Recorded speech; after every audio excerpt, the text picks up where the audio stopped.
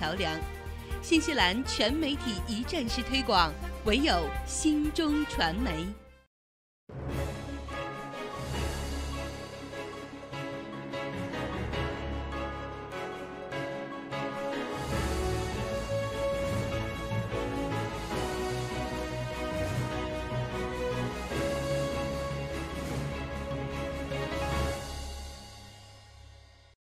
大家好，欢迎关注这一时段的整点新闻，我是志鹏。今天是2019年12月10日，星期二，农历11月15。首先来关注新西兰新闻。总理发话，奥克兰港确定要搬。Jacinda Ardern 宣布奥克兰港将搬迁，不过他没有明确说明港口将于何时搬迁，以及将会迁至何处。他是在12月9日内阁会议后的新闻发布会上宣布这一消息的。内阁成员们昨天在会议上讨论了港口搬迁的事宜。阿登表示，基础设施部长 St. John's 将于本周四宣布更多细节。他还将公开发布北岛北部供应链战略工作组的一份报告。阿登说，他在港口问题的立场是不变的，扩建港口会对环境产生重大影响。目前的选址也有很多不可行的原因。当被问及政府将于何时决定搬迁奥克兰港时，阿登没有回答。报告中提出，将奥克兰港搬到北地大区是最佳解决方案。报告还得出结论，奥克兰目前的港口运营在经济和环境上不再可行。这次搬迁被称为新西兰有史以来最雄心勃勃的基础设施项目，耗资100亿纽币，包括修建一条价值16亿纽币的铁路线。怀特岛火山突然喷发，目前已致5人死亡。怀特岛火山9日突然喷发，警方表示，火山喷发目前已造成5名游客死亡，而且死亡人数很可能还会增加。警方说，火山喷发时，岛上有50名左右的游客，而不是此前估计的100名。部分游客已被安全撤离，但仍有部分游客滞留岛上，至今下落不明。总理Jacinda Ardern昨天晚间发表电视讲话说，火山突然喷发，不少游客受伤，其中部分伤者伤情严重。据澳媒报道，昨天下午火山喷发时，有24名澳大利亚人在岛上游玩。怀特岛是位于新西兰北岛丰盛湾以北约50公里的一座活火山岛，是新西兰著名的旅游景点。人们可以乘船或乘坐直升机游览，如果安全条件许可，游人甚至可以进入主火山口。最近数月，新西兰地理科学研究院曾多次警告，怀特岛火山已出现可能要喷发的明显迹象。再来关注国际方面的消息。芬兰34岁交通部长将任新总理，为芬兰史上最年轻总理。当地时间8日，领导联合政府的芬兰社会民主党已选定由交通部长马林出任新总理。预计会在数日内就职的马林年仅34岁，届时将会成为芬兰史上最年轻的总理。报道称，芬兰执政联盟中的最大党社会民主党在现任总理林内宣布辞职后，于8日投票选出新总理。马林以微弱优势击败了社民党议会领袖林特曼。马林在党内领导阶层的投票中，以些微的差距赢过了同党对手林特曼。胜出以后，马林告诉记者：“我们在重建信任方面还有很多工作要做。”马林还说，我们有一个联合政府计划，可以把执政联盟凝聚在一起。路透社报道称，芬兰联合政府由5个政党所组成，其中的第二大党中间党近来不满总理林内处理邮政罢工的方式，并表达对他的不信任。林内因此在3日宣布请辞。据报道，林内领导的联合政府仅维持6个月的时间，他以响应中间党的下台要求而宣布辞职。联合政府各党也同意继续共同执政。2天内发现3枚照明弹落农田，冲绳向美军抗议。日本冲绳县金武町2天内相继发现3枚疑似军用照明弹弹壳。驻扎日本的美国海军陆战队6日确认，照明弹是美军训练所用。以上就是这一时段整点新闻的全部内容，是由志鹏为您编辑和播报的。感谢您的收看与收听。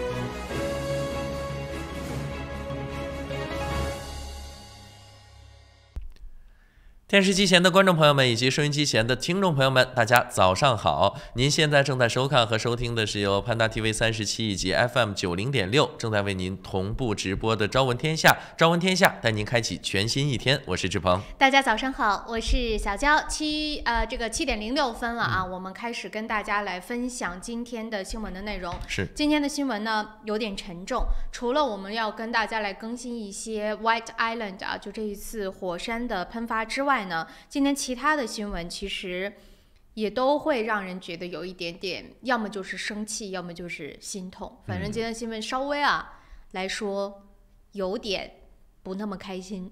无论如何了，反正我们也会一个一个跟大家来说。那么现在其实我们在等待的是总理呢，本来宣布在7点钟要开一个新闻发布会，当然就是具体要跟大家来更新一下整个的这一次火山喷发的最新的情况。但现在目前为止还没有看到开始，可能稍微有一点点的延误啊。等我们看到什么最新的情况，在第一时间跟大家来更新。那么根据今天早上，应该说是今天凌晨掌握到的最新的消息，刚才在整点新闻，我相信可能很多朋友已经听到了，就是已经确认的是5人死亡。对。然后呢，还有10到，我今天刚刚就我进到直播间之前听到的消息是说，还有10到20人，应该是仍然在岛上的。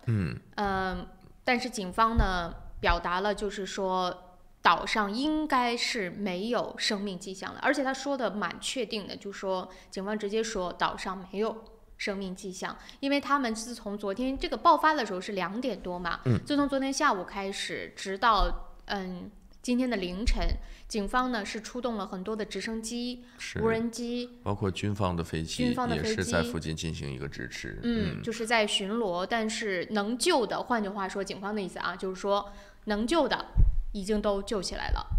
那么其余的，我不知道他的这个确定的5人死亡是在救出来之后的死亡，还是说在岛上发现了尸体，这个警方并没有直接给予一个明确的答案。是。那其余的失踪的是不是没有看到尸体，所以就不算确定死亡呢？这也不好说。但是警方的意思就是说，他巡逻了这么多遍，并没有生命迹象，但也不知道是不是最好的 scenario 就是他们躲在了什么地方，但是无法跟外界联系，或者是说他们正在昏迷呀什么之类的，但这个就不能确定了。对，我们但愿吧，因为这一次的这个火山突发的这个情况真的是比较的突然，而且呢，我看到了最新消息了 ，Breaking News，说是8人目前仍然在失踪，比预期的稍微少了一点点。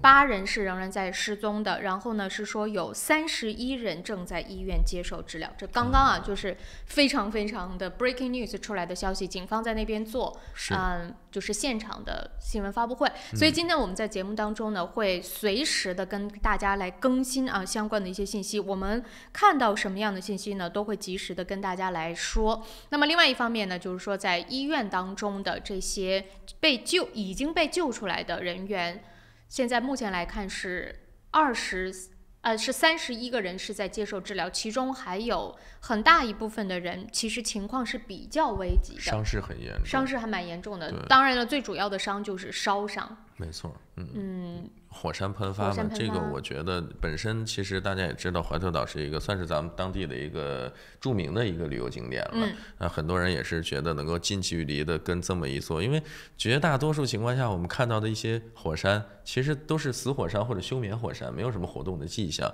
但是怀特岛的这个火山呢，相对是一直保持一个比较稳定的活跃状态。对，那很多人呢就愿意到岛上去看一看，因为它中间有一个非常漂亮的湖。是。如果大家有去过的朋友应该能看得到，是碧绿的，但是还冒着泡，因为它是非常活跃的火山。没错。所以其实就是不过好在万幸这个岛其实离主岛不近。你要坐船的话需要80分钟，是坐直升机大概需要20分钟的时间。所以现在呢，这个不幸中的万幸呢，就是说整个的这个所谓的喷发不会影响到，目前来看是不会影响到主岛，但是它的那个 ash 就是我们说火山灰很有可能会吹到主岛来，所以在附近的居民，警方还有医疗人员也说了，最好如果比如说你有气管、呼吸系统方面疾病的，还是要稍微留意。但是他们意思就是说影响并不大，就还可以。然后风向的一些原因就说还 OK， 但是现在还有继续可能第2次的可能性。还有就是跟大家也来稍微更正一件事儿，就是这个是 GNS 啊，也是表达了说这个不算是一次火山的爆发。对，他的意思就是说什么呢？就是它类似于像压力积压了太久。它需要冒个泡，释放一下，就像那个，就我们说蒸汽什么玩意不就水泡？这个高压锅有时候它要呲这么一下，对，它要泡一下。他说好在它爆了，它如果不爆，如果攒成很多很多的能量，那个时候爆发，那就不可能真的有人逃得出来了，就这个意思。是。所以这一次为什么这么突然，也是因为它不算爆发，所以它监测的那个等于说呢也没有那么活跃的动向，所以完全是非常意外的出现了这么个情况，才导致说呢有这么多人还在岛上来进行参观。所以这个也是真的是算旅行当中的一个意外了，而且呢，在之前其实相关的一些部门就已经多次提示说这个岛最近是比较活跃的，但是具体说像这个什么时候喷发之类，我们也知道，像这种自然的这种地质活动也没有办法预测到那么准确，就像地震呀，包括这个火山喷发呀。那目前来看的话，短时间内可能这个怀特岛再次出现这样情况的几率不是特别的大，但是也不排除下一步有可能，因为这个真的是说不准，对吧？所以一会儿我们在新西兰新闻的时候会跟大家来稍微聊一聊，就说为什么在这样的一个活跃的火山，而且是前段时间有过警告，怎么还会有这么多的游客允许他们去登上火山？相关的新闻也会跟大家来讲一讲。那么现在反正就是我们的总理正在那边开新闻发布会，那么其中内容刚才除了提到我们说有8个人仍在失踪，等于说还在岛上之外呢，也说今天早上的时候是有无人机在整个的环岛呢是又去飞行了45分钟，但是没有发现任何的生命的迹象。但今天早上的数字还是说10到20人啊，刚刚看到的最新数字是说应该是确定说仍有8个人是失踪的，还在岛上。还有呢就是说现在呢死亡的或者是受伤的这些人当中，什么地方的人都有，其中包括了已经确定身份的是一名来自于新西兰的导游，而且也是这个线路上非常受欢迎的一名导游，其余的身份还没有确认，包括了很多国家，像澳大利亚、英国等等，因为他呢其中还有一部分是从一个游轮上下来去岛上参观的，那个游轮现在就还停在 Taronga 的港口，他们也说了就是能停，就是让我停多久，或者是需要停多久我就会停多久，直到这件事情彻底来解决。是的，这个事情我们在今天早上也会持续的为大家来更新最新的消息，包括进一步的如果说有人员被发现，甚至说死亡人数的增加，我们也会及时的跟大家做一个通告。对，那不管怎么样的话，事情已经发生了，我们现在也是为目前还没有被找到的这些人祈祷吧，希望他们能够平安。那时间关系，我们这节先稍事休息一下，一会儿回来咱们进入国际部分的内容。在新西兰安居乐业，一个朋友般的律师将是您的生活必备。瑞启诗律师事务所为您提供24小时咨询服务，用专业的态度提供量身定做的法律服务。电话0958011083，瑞启诗律师事务所，您生活的可靠朋友。石围鲜酒家，老字号的粤式餐厅，天天茶室，精美点心，飞尘出新，特色小炒，时令菜式，喜宴寿桌，社团宴会，欢迎预订。530号 Fraser Road Greenland。平安旅程，新西兰华人的一站式旅游服务团队，提供特价机票、定制旅游、度假套餐、旅游包车，1周7天，每天12小时，竭诚为您服务。详情咨询，请立即拨打2823939，2823939。玉山出新品了，最新推出的 Ushi 乳酸菌饮料，完全不含脂肪，还能易促进肠道健康，喝起来酸酸甜甜，让您一整天都有好心情。还有 Ushi 水蜜桃味冰红茶和 Ushi 芦荟饮品，大颗的芦荟果粒，好好嚼，让您根本停不下来。这个夏天，快来尝尝我们全新的 Ushi 家族吧！玉山之 Food， 你我之福。公司地址43A Lady Ruby Drive East Tamaki， 联系电话0927235519，0927235516。富家安橱柜专业打造厨房、卫浴、衣柜产品，设计精美、实用、大方。富家安橱柜用心守护您在家的每一个角落。电话09265299265299。双子留学移民政府持牌，学生签证、工作签证、移民申请、父母团聚，各类疑难签证，双子一站式解决。联系电话09377801377801。你好 ，Lisa, come look. 哇，这不是天空塔旁边新建的综合大楼吗？ Yes, the view is just beautiful. 真的，不但可以看到天空塔，还可以看到整个海岸大桥。You sell them, Lisa. 来吧，如果你想拿到最新的图片、价格表、宣传册，现在就给我电话022-1948-160，022-1948-160。Go, go, go, call Lisa quick. 奥克兰教育中心成立于2001年，从小学1年级到13年级，课程辅导、教育咨询、升学规划、升医学院、留学美国、英国。优秀是教出来的，孩子成就最好的自己就是优秀。张老师的团队值得您的信赖，电话0962303366，0962303366。孩子成就最好的自己。这里有新闻资讯和您最关注的时事热点。这里有家长里短和您身边的人生百态。新闻不止一面，生活所以精彩。朝闻天下，新视野，新感觉。朝闻天下 On Air。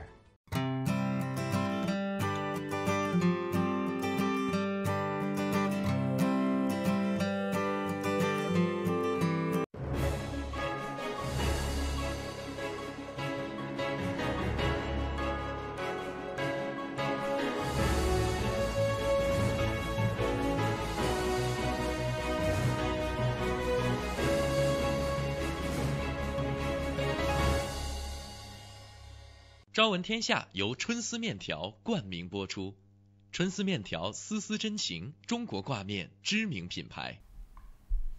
早上的7点18分，我们还是快速来关注一下奥克兰主要高速公路上目前的路况信息。今天早上呢，仍然是有个别路段出现了，在早上还不到7点20分的时候啊，出现了拥堵。所以说呢，大家该什么时候出去上班的，还得照常的出门去上班。首先我们看1号高速从南往市中心的方向上，现在呢就是在 Eastern Market 到 Mount Wellington 这附近断断续续的出现了比较拥堵的状况，中间还有很小一段还出现了黑色大塞车，而且还看到了交通事故的标识啊，不知道这个是不是严重的事故。如果有看到的朋友啊，路过的朋友，在安全的情况之下，可以来跟我们说一说，还是前后2起。没错，离得也比较近了，前后不到1公里左右的距离，都在 Eastern Market 到往 Wellington 之间了。对，就在这事故的周围是出现了比较拥堵的情况，当然过了这一块就恢复了。那么接着呢是在这个 Ellerslie 到 Greenland 又有一段红色交通拥堵，不过过了 Greenland 之后呢，再往市中心就差不多恢复畅通了。接着我们再来看16号高速西区往市中心啊，最近这个 Lincoln Road 这个地方也有个标识。我不知道是修路还是什么原因，就导致呢这个地方特别堵。Royal Road 反而是不堵了啊，现在就在 Lincoln Road、Te Atatu 一路到 Rosebank， 全部都是在红黑相间的非常拥堵的一个状况当中的，好像又是修路。从它反正这个 Google Map 上面写的是说是有一个这个等于说上高速的口关了。对，所以就导致说这个可能要到2020年2月份才结束。我的天呀！我看到这边应该是有一条是从 Lincoln Road 往16号高速上高速，然后往西北方向行进的这个方向，现在这个匝道是关闭的一个状态。那也不影响去市中心啊。也有可能是对，它是往西北方向去的嘛，是出城的这个方向。对啊，所以不知道，反正就这段非常堵。然后过了这个 Rosebank 之后就恢复畅通了，但是在 St. Luke's 周围又有非常一小段的红色交通拥堵。再来看一下北岸啊，北岸1号高速往市中心的方向就跟往常一样 ，Albany Express Highway 一路堵到 Constellation Drive 都是黑色大塞车，过了 Constellation Drive 一路到 Eastman Road 是红色交通拥堵。要不是说这个 Google Map 是实时更新的，我就觉得北岸是不是就是你知道，常年就这样是吧？就没有变过啊。那么过了伊斯曼绕之后，到欧尼瓦也是黄色车多，基本上过了欧尼瓦之后就恢复了绿色的行驶畅通。还有就是市中心往北岸走啊，现在在北岸大桥上边有一个很长的黄色车多，应该问题不大，所以大家呢就稍微留意一下就可以了。时间关系，已经到了7点21分，我们马上回来，正式进入到新闻早餐，一边跟大家来更新火山的最新的消息，另外一方面呢，我们也开始来聊一聊关于国际方面的最新新闻。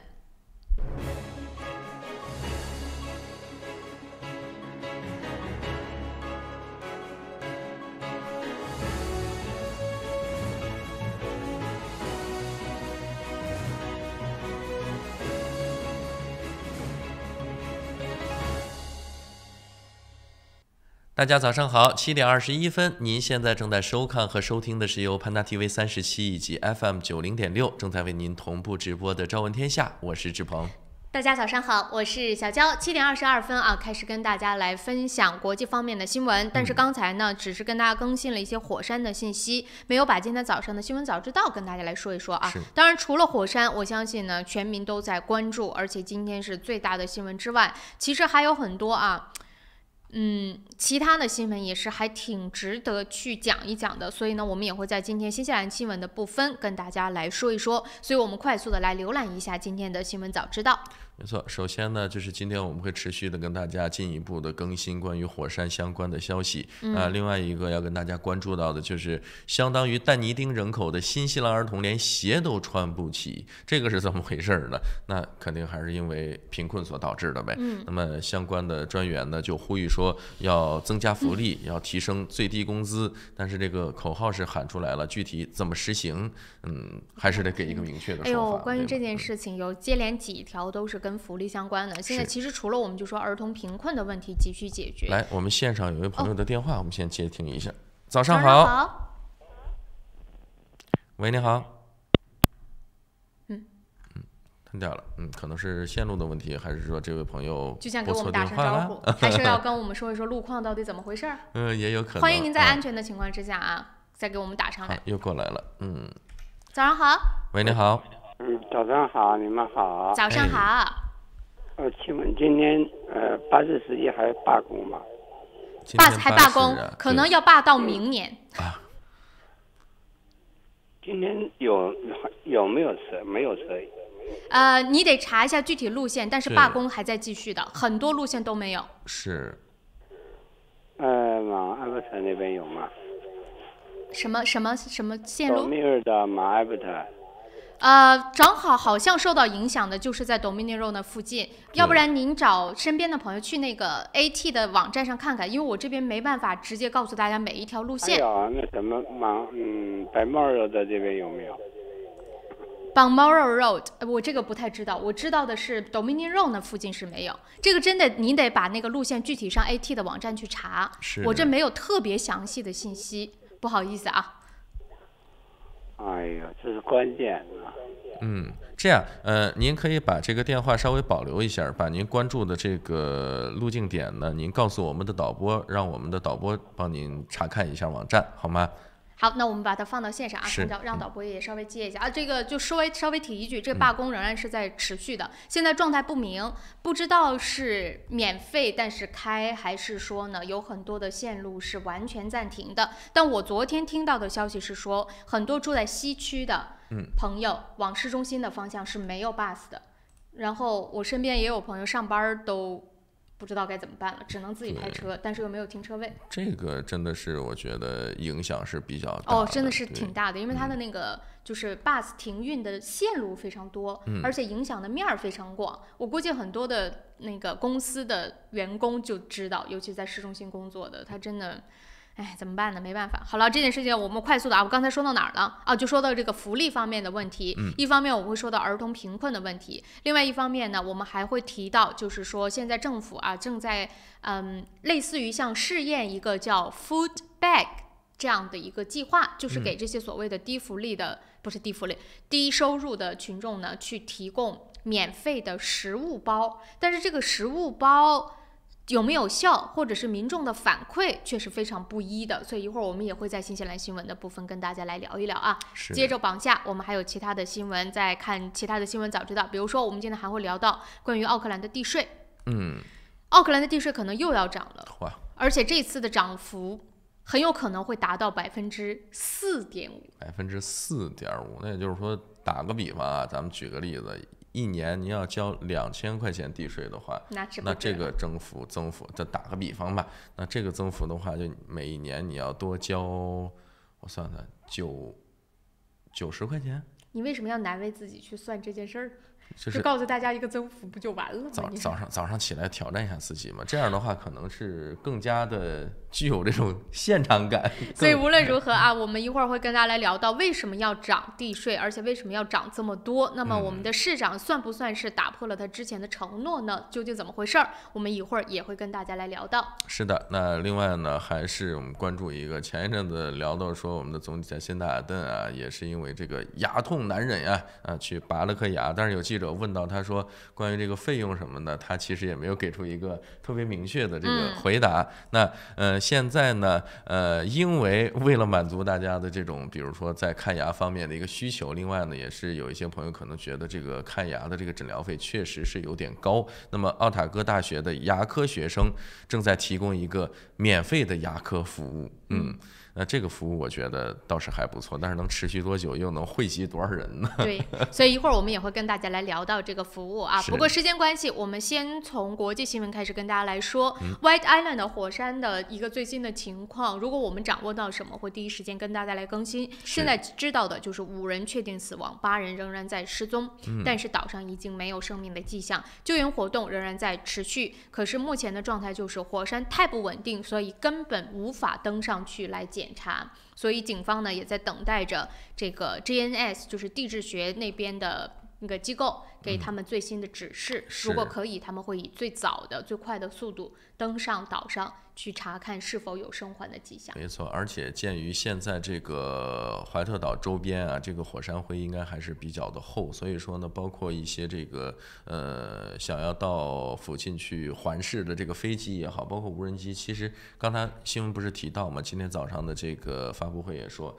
无人机在周围飞行了40多分钟。其实这个无人机在这样一个状况下飞行也是比较危险的，对。但那个地方现在是禁飞区，除了就是说救援的之外，别的是不能飞的。但是比如说 Taronga 就是那附近的一些航班是没有受到影响的，大家不用担心，是好吗？那至少说明现在这个火山灰还没有影响到特别大的一个范围啊。好了，那我们继续往下说，来看，我们先把新西兰新闻稍微放一放啊，一会儿我们再讲。那么接着呢，先跟大家来说一说国际方面的一些最新的消息。当然，随时啊，我们会跟大家来更新，如果看到最新情况。第一件事情就跟大家来讲一讲美国的选举，现在又出现了一个新情况。但我觉得这件事情噱头可能就是形式大于内容，对吧？有点这个意思啊。这个说的是谁呢？这次说的是美国的前国务卿希拉里·克林顿，也就是美国前总统的夫人啊，正在寻找一个合适的机会，以加入2020年美国总统大选的民主党初选。这也不算是半路杀出个黑马吧？但是他竟然还有这个想法，我就是觉得已经挺不可思议的。是，既在情理之中，又在意料之外。我觉得他肯定还是属于那种不甘心。没错，你说的这个太对了，对吧？就是上一次大选当中，所有人都觉得特朗普就是出来闹一闹，没想到真的让他选上了。所以希拉里当时就有人在形容说，他就有一种精神已经恍惚了的状态，就觉得怎么可能？用一句不太恰当的词来形容，就是感觉煮熟的鸭子又飞了，是吧？就是觉得本来一个跟自己完全没有竞争力的人，为什么会超越自己的那个感觉？当时的这个选举的时候，希拉里应该说还是信心满满的，因为不管说是从资历呀，然后从你看身世背景，对吧？各个方面来说，可能财力方面，不一定有这个特朗普这么雄厚，但是当时他的这个竞选募捐的这个竞选资金，在当时可是特朗普的2倍还多。我查了一下资料，而且你想他的 popularity， 就是我们说只是看受欢迎的那个程度，对或者那个投票，那希拉里赢的，只是美国的不是这种选票制度嘛，它是按选举人票，所以最后输给了特朗普，所以他不甘心，我能理解。但是这个东西啊，哎呀，怎么说呢？就是时代过了呀，就过了。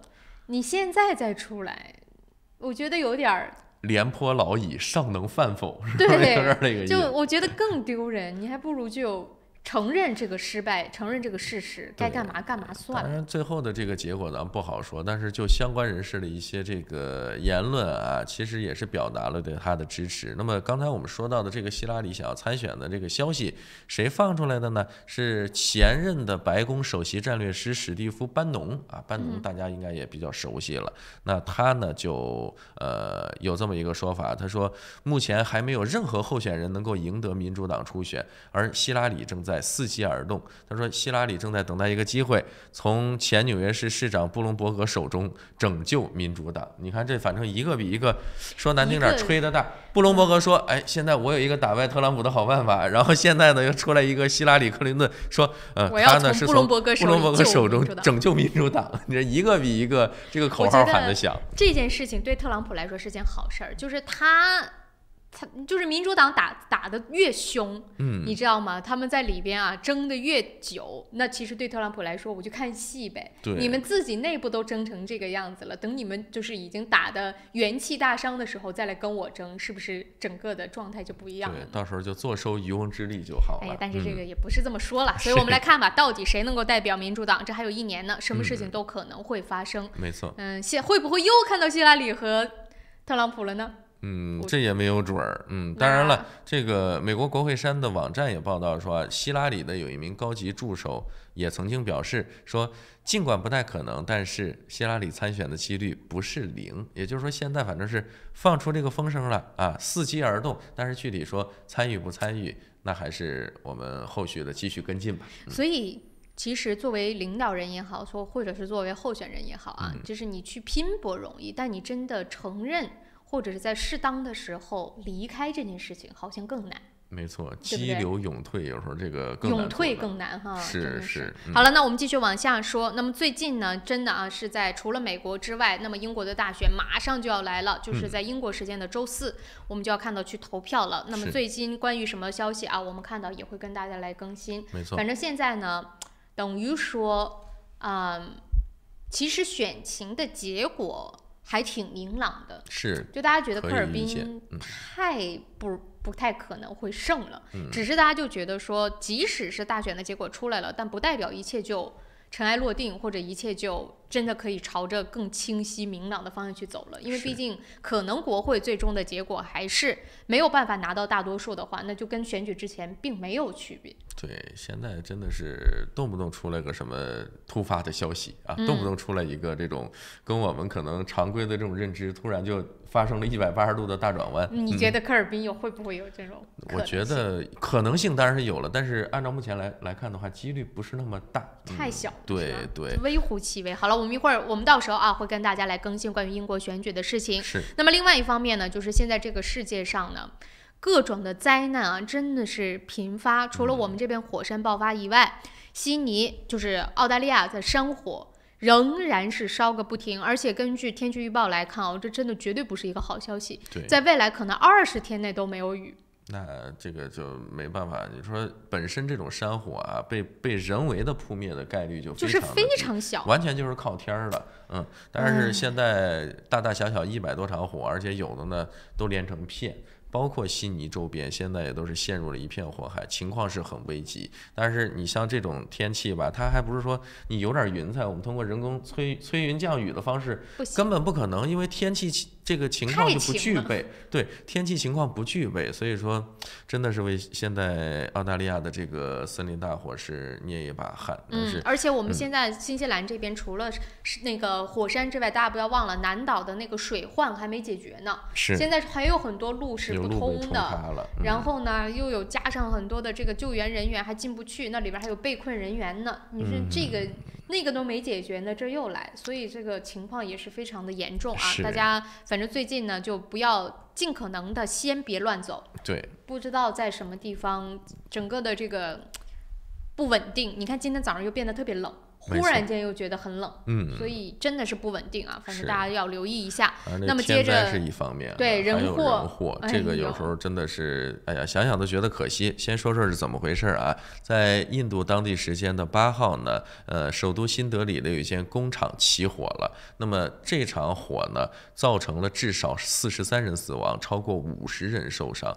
那么我看了一下这个着火的地方，纯粹人祸，对，是个人祸，而且它着火的本身这个工厂的面积不是很大，但是为什么说死亡人数这么多呢？因为当时啊，在里面很多的这个工人正在休息，正在睡觉，而且最重要的一点就是这个工厂的这个大门它是锁上的，所以火灾发生之后，很多人无处逃生，就在里面活活被烧死或者被窒息而死。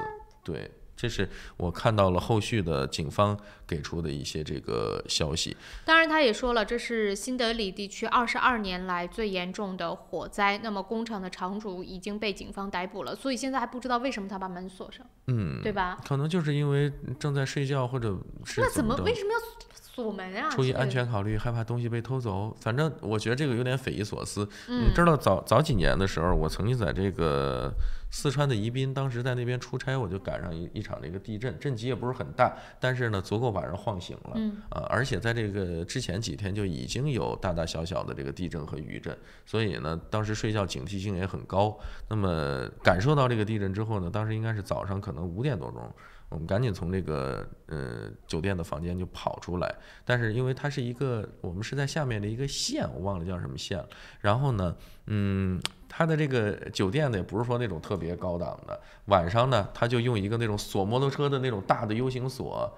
它是为了防盗啊，就是把另外一个侧门，它是一个玻璃门，上面2个竖的这种不锈钢把手，它就用那个 U 型锁把那个门给锁上了。对，正门其实是开的，但是当时因为我们往下走嘛，就是有点慌不择路了，然后我们顺着另外一个楼梯就走到了那个门。当时一看到这种情况，突然心里面就觉得有点绝望，说得亏这个地震震级不是特别大，如果真的是就差那么3-5秒的时间，你从屋里面能跑到外面就不会被砸塌到里头。然后如果说是天哪，对，其实当时就觉得这个事情真的是害人不浅。而且你想想，它是火灾哦，那个还不是说你地震一下子压在下边，这是你说这些人都经历了什么？看着眼前的门出不去。是，你看印度的总理莫迪呢，就在社交媒体上也发了推文，表示说这场大火是极其恐怖，用了极其恐怖这个词。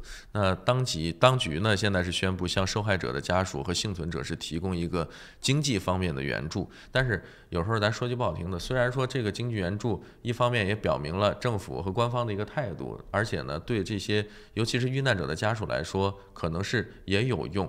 但是人都没了，哎呦，我觉得印度真的也是一个，我看着我鸡皮疙瘩都起来了。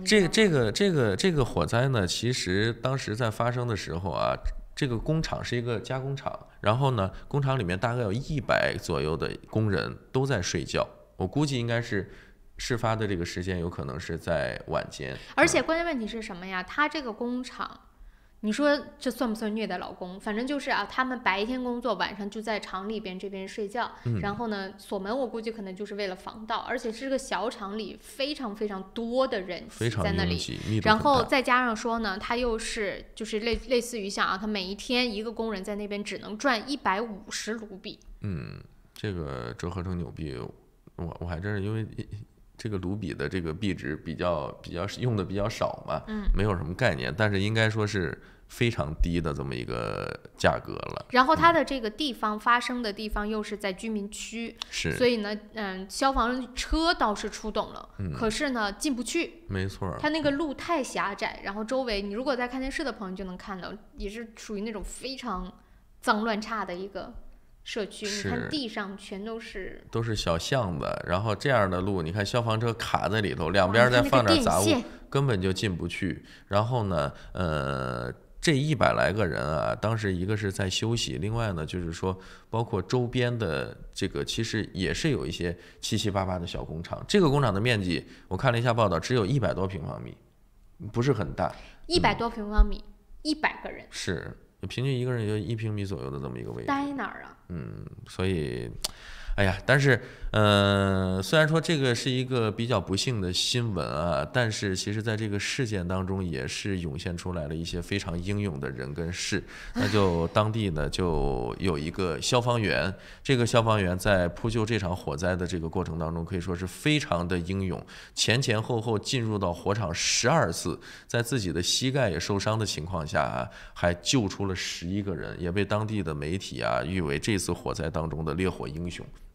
这个人呢，其实我看了一下他的资料，年龄也不小了，对，年龄也不小，得有40多岁了。然后呢，他在这个火灾当中，其实因为火灾从发现到扑灭持续的过程也比较长，然后这个人呢就一直在火场里面，就是坚持去救火。受伤的时候也没有说因为受伤了就中间休息。好可怕呀！我觉得印度这个地方真的是太可怕，他们的那个就是贫富的差距，以及真的是平民的那个生活，就是很难想象的，他们生活在一个什么样的状态之下。所以这起火灾呢，又是肯定给印度一个不小的波折。在前段时间，其实也没有多长时间，10年前，1997年的时候，12年前。当时也有一场大火，也发生在新德里，是导致了59人葬身在了电影院。当然，这也是那个伤亡最惨重的一次。是啊，22年前啊，22年前。对，所以真的是希望这样的事儿就别再发生了。天灾咱们管不了，但是像这种人祸，真的是你把这个门你留个消防通道出来，对吧？别让人密度那么大。你说火灾不能避免，这是在任何一个地方可能真的是，虽然我们极力去避免，但是你说想把这个火灾的发生率降为0是不可能的。但是你说像这样，我看到有这个报道里面说啊，就是消防员进入到火场里头的时候，一个屋子里面就是挤满了人，然后都在呼救。那想象一下那个场景，他为什么要呼救？因为出不来。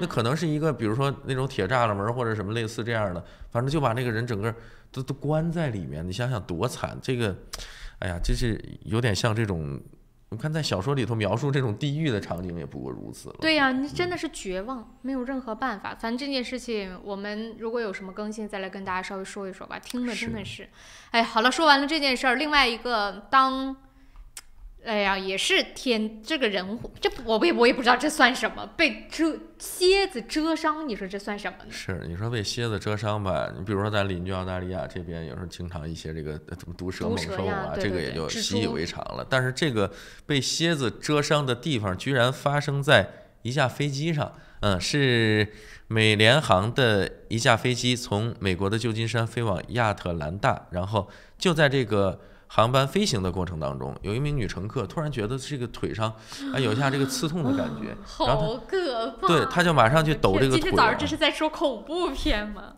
她就马上抖这个腿，就发现有一个蝎子从她的这个裤管上掉下来。我觉得这个真的是够奇葩。我原来看过一个电影叫《航班上有蛇》，我不知道你看过没有？没有。可能有的女生天生对蛇这种东西就比较抵触。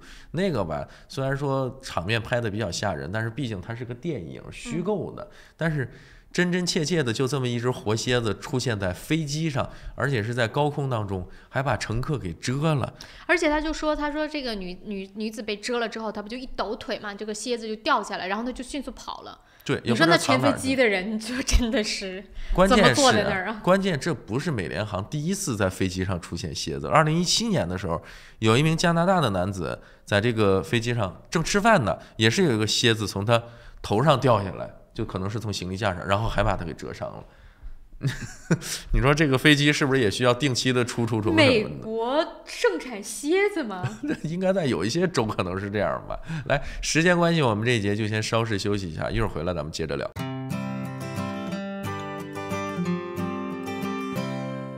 如果您懂英文，生活就会更便利。Dinner Speak 全日制 NZCEL 新西兰英语证书课程2月24日即将开课，请速报名。由初级班到中高级班，入学考试将为你选定相应级别，每周上课12到15小时，有教师指导，可以由浅入深学习听说读写，还有20到22小时的自修时间。学习结束可获 NZQA 毕业证书。16岁或以上的新西兰永久居民或公民，课程全部免费，还可申请学生津贴。咨询热线0800355344。想要旧貌换新颜 ，Resin 当然是首选。立即选购 Resin 优质油漆、木材着色剂、壁纸和装饰配件，并享受 GST 等值打折优惠。Resin 夏季大促销，省钱时机别错过。我是慕斯，我是健康睡眠系统，我的使命就是为地球上的每个人铸就美梦。你可以在遍布全球的3600多家专卖店看到我，感受我。越来越多的人因为我而得到精彩的健康睡眠体验。生命因梦想而伟大，那么就让我来铸就你的美梦吧。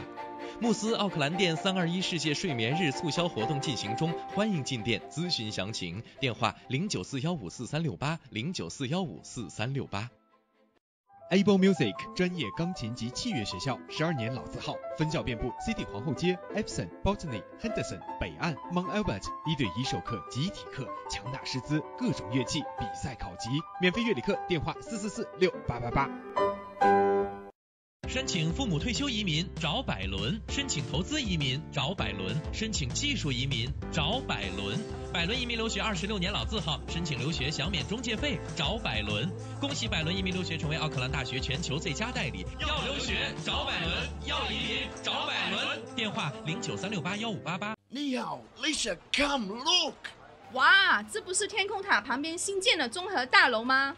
Yes, the view is just beautiful. 真的，不但可以看到天空塔，还可以看到整个海岸大桥。You sell them, Lisa. 来吧，如果你想拿到最新的图片、价格表、宣传册，现在就给我电话022-1948-160 022-1948-160。Go, go, go! Call Lisa quick. 大成电器为顾客提供物超所值的家用电器，专业品质、亲切服务，让顾客买得放心，用得安心，生活更舒心。欢迎莅临我们奥克兰东区展厅092173888 2173888。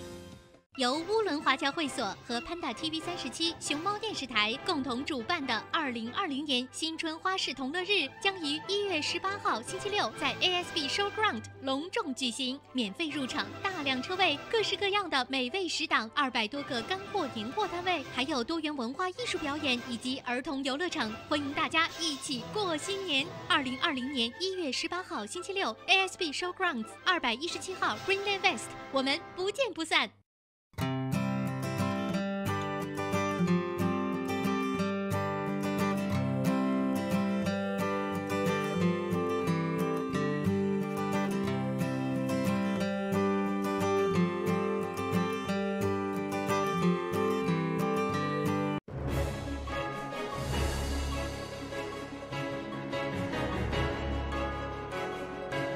朝闻天下由春丝面条冠名播出，春丝面条丝丝真情，中国挂面知名品牌。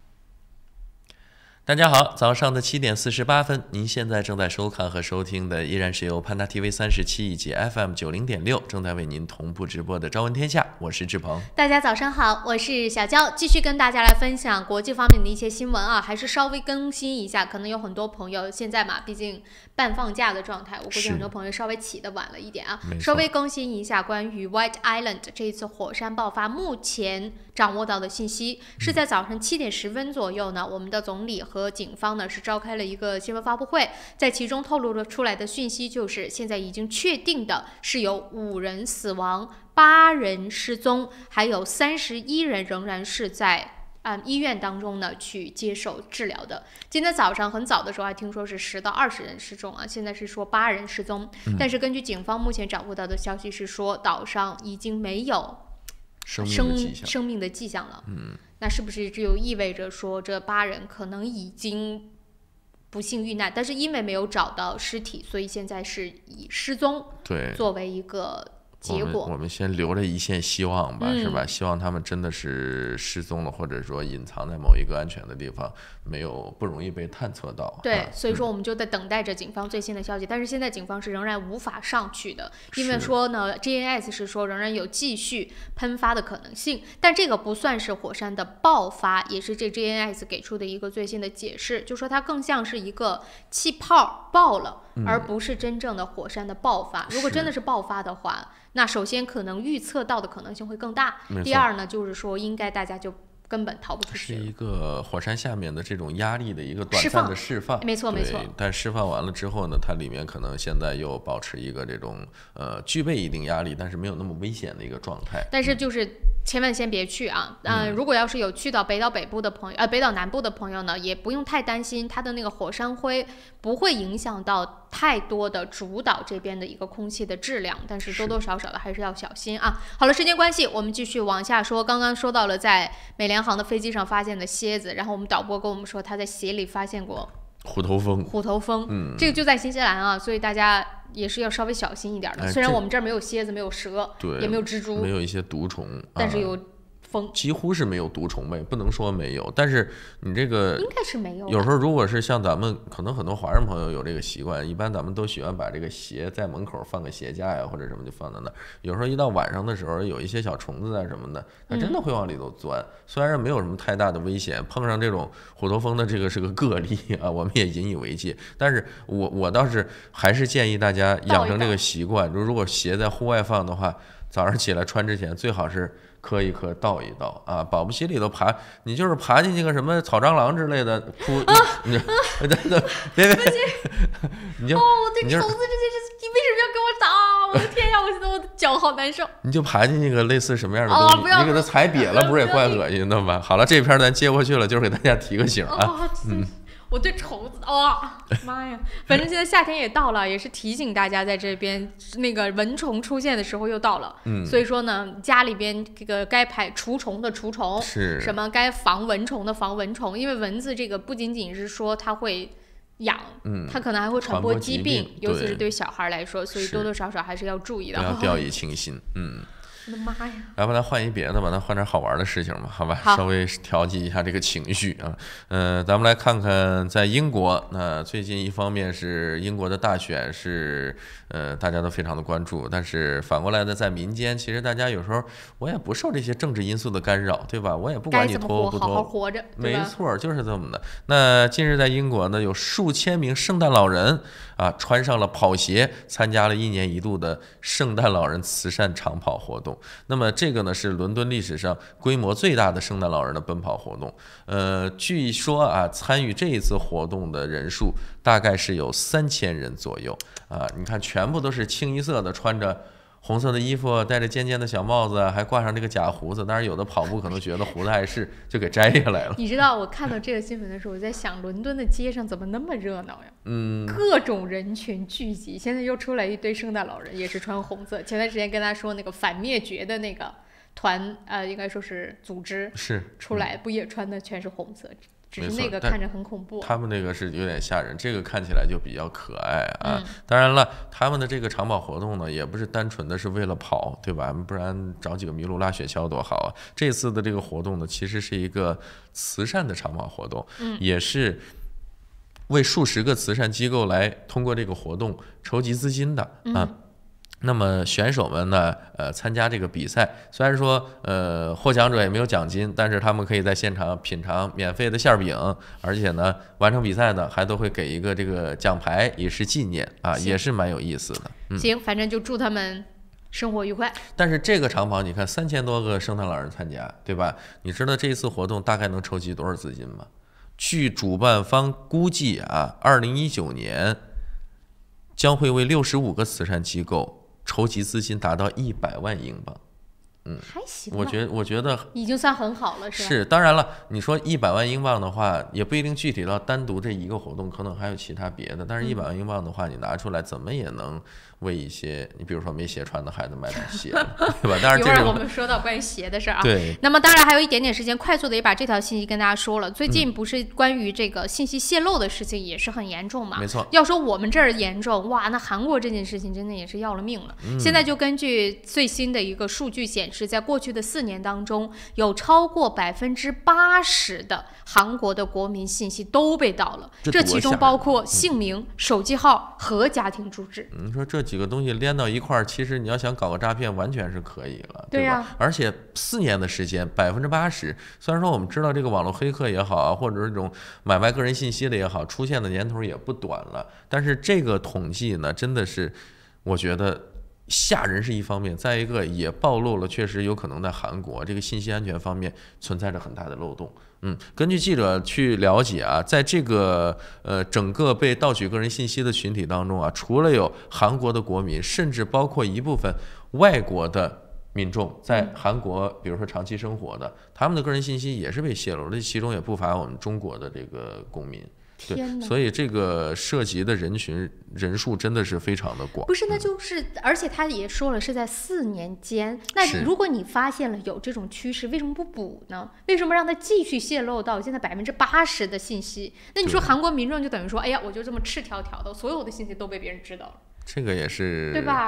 对，让人觉得有点想不通的一件事情。那另外呢，这个犯罪集团啊，这个黑客组织。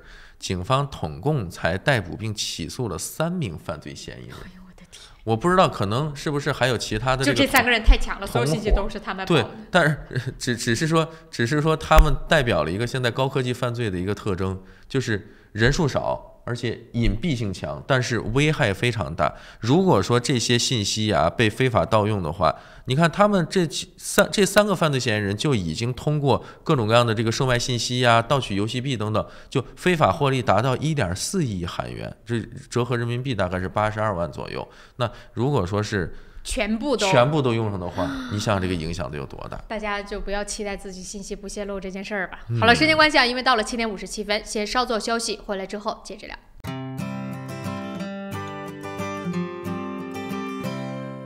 Able Music 专业钢琴及器乐学校，12年老字号，分校遍布 City 皇后街、Epsom、Botany、Henderson、北岸、Mount Albert， 1对1授课、集体课，强大师资，各种乐器，比赛考级，免费乐理课，电话4446888。雪山天对岸，陶波湖畔边。风景秀丽的陶波市迎来第1家中华美食绍兴饭店，店内装饰精美，环境典雅，服务一流，全天提供中国特色菜肴、风味小吃，集中华烹饪之精华，汇南北风味之大成。陶波绍兴饭店欢迎您。地址8号 Northcroft Street 陶波，电话0737788886。在 Snowberry， 我们正在新西兰创造真正有效的天然护肤品，并已通过黄金标准临床试验证明了这一点。Snowberry 让自然与科学完美融合。奥克兰教育中心成立于2001年，从小学1年级到13年级，课程辅导、教育咨询、升学规划、升医学院、留学美国、英国。优秀是教出来的，孩子成就最好的自己就是优秀。张老师的团队值得您的信赖，电话096230366，096230366。申请父母退休移民找百伦，申请投资移民找百伦，申请技术移民找百伦。百伦移民留学26年老字号，申请留学享免中介费找百伦。恭喜百伦移民留学成为奥克兰大学全球最佳代理。要留学找百伦，要移民找百伦。电话0936815588。立冬换汇，诚信、安全、可靠、保密，加上专业的理财经验，欢迎来电5228698，5228698，门前有大量停车位。地址1号 Kenneth Street Newmarket。来自柬埔寨传统优质稻米产区的龙凤牌上等特级茉莉香米，2019年新米全面上市了。龙凤牌茉莉香米100%的茉莉香米，晶莹剔透，清香软滑，价格适中，深受广大消费者喜爱。龙凤牌上等特级茉莉香米，餐馆酒楼消费者的最佳选择。买大米请认准龙凤牌，新西兰总代理林氏兄弟出入口有限公司。食为鲜酒家，老字号的粤式餐厅，天天茶室，精美点心，推陈出新，特色小炒，时令菜式，喜宴受酌，社团宴会，欢迎预订。530号 Fraser Road Greenland。安吉勒杨为您推荐5号 Kingston Avenue Monroe 1930年代的特性 bungalow，3房加学习房和独立的客厅带壁炉，宽敞的门厅，地高景美，能看到天空塔。位于方便地段 Dominion Road 旁，走路去太平购物超市、银行、中餐馆、公交车站及其他便民设施。Dominion Road 小学就在您家背后。近 Monroe 初中、高中，开放日周6日12点到12点半，请联系杨丽萍0213383111。GPOS 世博商务20年软件开发经验，拥有数千家客户。GPOS 智能超市管理系统、餐饮系统、移动支付、网络销售。GPOS 世博商务带你进入商业管理的信息时代。电话6388-288，6388-288。大成电器为顾客提供物超所值的家用电器，专业品质、亲切服务，让顾客买得放心，用得安心，生活更舒心。欢迎莅临我们奥克兰东区展厅，092173888，2173888。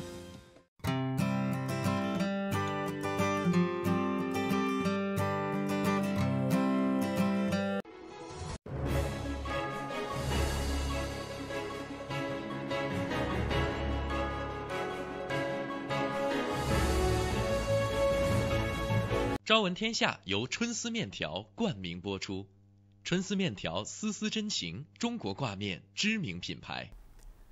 大家好，欢迎关注这一时段的整点新闻，我是志鹏。今天是2019年12月10日，星期二，农历11月15。首先来关注新西兰新闻。总理发话，奥克兰港确定要搬。总理Jacinda Ardern宣布奥克兰港将搬迁，不过他没有说明港口将于何时搬迁，以及将会迁至何处。他是在昨天内阁会议后的新闻发布会上宣布这一消息的。内阁成员们昨天在会议上讨论了港口搬迁的事宜。阿登表示，基础设施部长 St. Jones 将于本周四宣布更多细节。他还将公开发布北岛北部供应链战略工作组的一份报告。阿登说，他在港口问题的立场是不变的，扩建港口会对环境产生重大影响，目前的选址也有很多不可行的原因。当被问及政府将于何时决定搬迁奥克兰港时，阿登没有回应。报告中提出，将奥克兰港搬到北地大区是最佳解决方案。报告还得出结论，奥克兰目前的港口运营在经济和环境上不再可行。这次搬迁被称为新西兰有史以来最雄心勃勃的基础设施项目，预计耗资100亿纽币，包括修建一条价值16亿纽币的铁路线。怀特岛火山突然喷发，已致5人死亡。怀特岛火山9日突然喷发，警方表示，火山喷发已造成5名游客死亡，死亡人数很可能还会增加。警方说，火山喷发时，岛上有约50名游客，而不是此前预估的100名。部分游客已经被安全撤离，但仍有部分游客滞留岛上，至今下落不明。总理Jacinda Ardern昨天晚间发表电视讲话说，火山突然喷发，不少游客受伤，其中部分伤者伤情严重。据澳媒报道，昨天下午火山喷发时，有24名澳大利亚人在岛上游览。怀特岛是位于新西兰北岛丰盛湾以北约50公里的一座活火山岛，是新西兰著名的旅游景点，人们可以乘船或坐直升机游览。如果安全条件许可，游人甚至可以进入主火山口。最近数月，新西兰地理科学研究院曾经多次警告，怀特岛火山已出现可能要喷发的明显迹象。再来关注国际方面的消息。芬兰34岁交通部长将任新总理，为芬兰史上最年轻的总理。当地时间8日，领导联合政府的芬兰社会民主党已选定由交通部长马林出任新总理，预计马林会在数日内就职。马林年仅34岁，届时将会成为芬兰史上最年轻的总理。报道称，芬兰执政联盟中的最大党社会民主党在现任总理林内宣布辞职后，于8日投票选出新总理。马林以微弱优势击败了社民党议会领袖林特曼。马林在党内领导阶层的投票中，以稍微的差距赢过了同党对手林特曼。胜出之后，马林告诉记者：“我们在重建信任方面还有很多工作要做。”马林还说，我们有一个联合政府计划，可以把执政联盟凝聚在一起。路透社报道称，芬兰联合政府由5个政党所组成，其中的第2大党中间党近来不满总理林内处理邮政罢工的方式，并表达了对他的不信任。林内因此在3日宣布辞职。以上就是这一时段整点新闻的全部内容，是由志鹏为您编辑和播报的，感谢您的收听。以上整点新闻由双子移民留学赞助播出。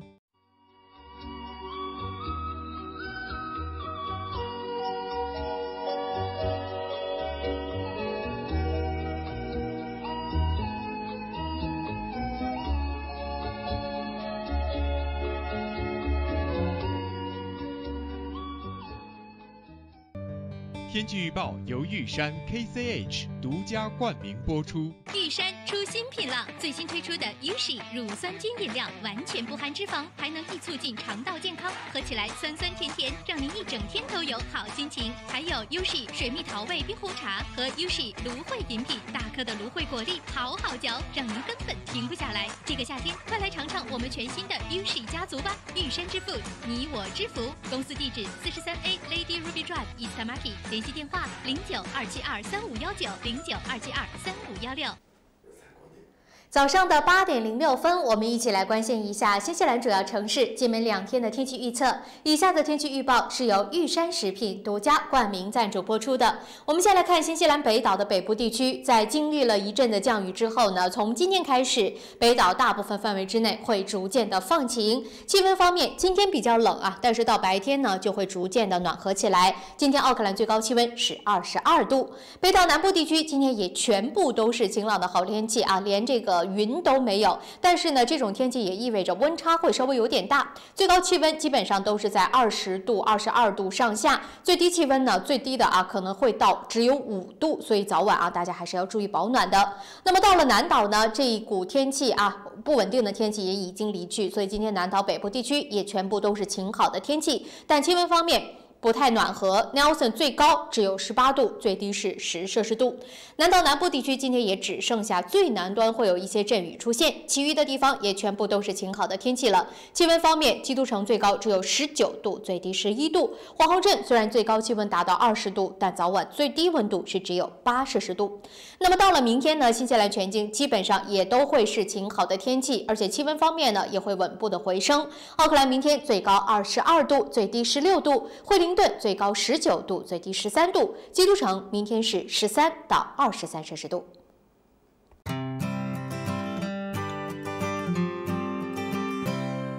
来自柬埔寨传统优质稻米产区的龙凤牌上等特级茉莉香米，2019年新米全面上市了。龙凤牌茉莉香米100%的茉莉香米，晶莹剔透，清香软滑，价格适中，深受广大消费者喜爱。龙凤牌上等特级茉莉香米，餐馆酒楼消费者的最佳选择。买大米请认准龙凤牌，新西兰总代理林氏兄弟出入口有限公司。申请父母退休移民找百伦，申请投资移民找百伦，申请技术移民找百伦。百伦移民留学26年老字号，申请留学享免中介费找百伦。恭喜百伦移民留学成为奥克兰大学全球最佳代理。要留学找百伦，要移民找百伦。电话0936815588。富家安橱柜专业打造厨房、卫浴、衣柜产品，设计精美、实用、大方。富家安橱柜用心守护您在家的每一个角落。电话0926529926529969。Able Music 专业钢琴及器乐学校，12年老字号，分校遍布 City 皇后街、Epsom、Botany、Henderson、北岸、Mount Albert，1对1授课、集体课，强大师资，各种乐器比赛考级，免费乐理课，电话44468888。G-POS 世博商务20年软件开发经验，拥有数千家客户。G-POS 智能超市管理系统、餐饮系统、移动支付、网络销售。G-POS 世博商务带你进入商业管理的信息时代。电话6388288，6388288。我是慕斯，我是健康睡眠系统，我的使命就是为地球上的每个人铸就美梦。你可以在遍布全球的3600多家专卖店看到我，感受我。越来越多的人因为我而得到精彩的健康睡眠体验。生命因梦想而伟大，那么就让我来铸就你的美梦吧。慕斯奥克兰店321世界睡眠日促销活动进行中，欢迎进店咨询详情。电话0941544368，0941544368。雪山天对岸，陶波湖畔边，风景秀丽的陶波市迎来第一家中华美食绍兴饭店，店内装饰精美，环境典雅，服务一流，全天提供中国特色菜肴、风味小吃，集中华烹饪之精华，汇南北风味之大成。陶波绍兴饭店欢迎您。地址8号 Northcroft Street 淘宝，电话0737788886。想要旧貌换新颜 ，Recine 当然是首选。立即选购 Recine 优质油漆、木材着色剂、壁纸和装饰配件，并享受 GST 等值打折优惠。Recine 夏季大促销，省钱时机，别错过。如果你懂英文，生活就会更便利。Dinner Speak 全日制 NCCEL 新西兰英语证书课程2月24日即将开课，请速报名。由初级班到中高级班，入学考试将为你选定相应级别，每周上课12到15小时，有教师指导，可以由浅入深学习听说读写，还有20到22小时的自修时间。学习结束可获 NZQA 毕业证书。16岁或以上的新西兰永久居民或公民，课程全部免费，还可申请学生津贴。咨询热线0800-355-344。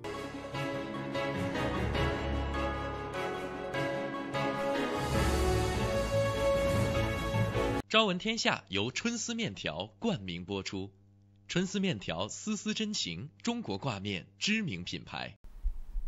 早上的8点11分，您现在正在收看和收听的依然是由潘达 TV 37以及 FM 90.6正在为您同步直播的《朝闻天下》，我是志鹏。大家早上好，我是小娇。8点钟过后啊，开始跟大家来分享的是新西兰方面的一些最新的消息。还是呢，按照惯例，在说具体的新闻之前，我们快速的跟大家来浏览一下新闻早知道。当然，首先呢，我们马上回来之后就会跟大家来更新关于 White Island 啊这个火山喷发的最新的一些进展。那么除了这条新闻之外呢，其实今天也有很多值得去关注的话题，稍微也来跟大家说一说。第一件事情，我们就会跟大家来聊到关于儿童贫困的问题。昨天呢，有一份报告是新鲜出炉，说是在新西兰呢，有相当于但尼丁人口的这么多的儿童，其实是连鞋都穿不起的。那么专员呢，在面对这个现象和这个报告的时候，就给政府给类似于像建议了，怎么来解决这个问题呢？他的建议就是提升福利以及提高最低工资。这个建议你觉得怎么样？我不要。我觉不是，我不要你觉得，我要我觉得，对吧？那你觉得怎么样？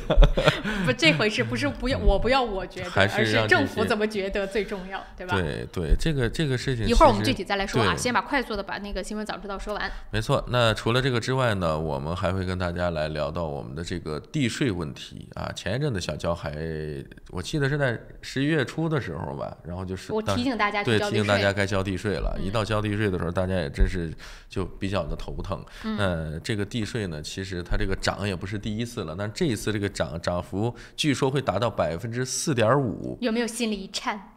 我看到我今天早上啊，大家把别的新闻连火山爆发都不说了，大家都在说地税。我一会儿回来就告诉大家，到底为什么会涨4.5%，好不好？然后到底会不会涨4.5%？首先，然后为什么要涨4.5%，好不好？我们接着会跟大家来说到。另外呢，还有一件事情，这算是一个福利吧，就是看牙太贵，对不对？现在奥塔哥大学的牙科学生正在进行一个免费的牙科服务，一会儿我们来看看这个是不是非常值得推广，好不好？那挨着我们就一条一条的跟大家来梳理我们新西兰本地的新闻哈。是，首先呢，就跟大家来更新火山的信息。我相信很多朋友刚刚起床，刚刚打开收音机或者是电视机，对吧？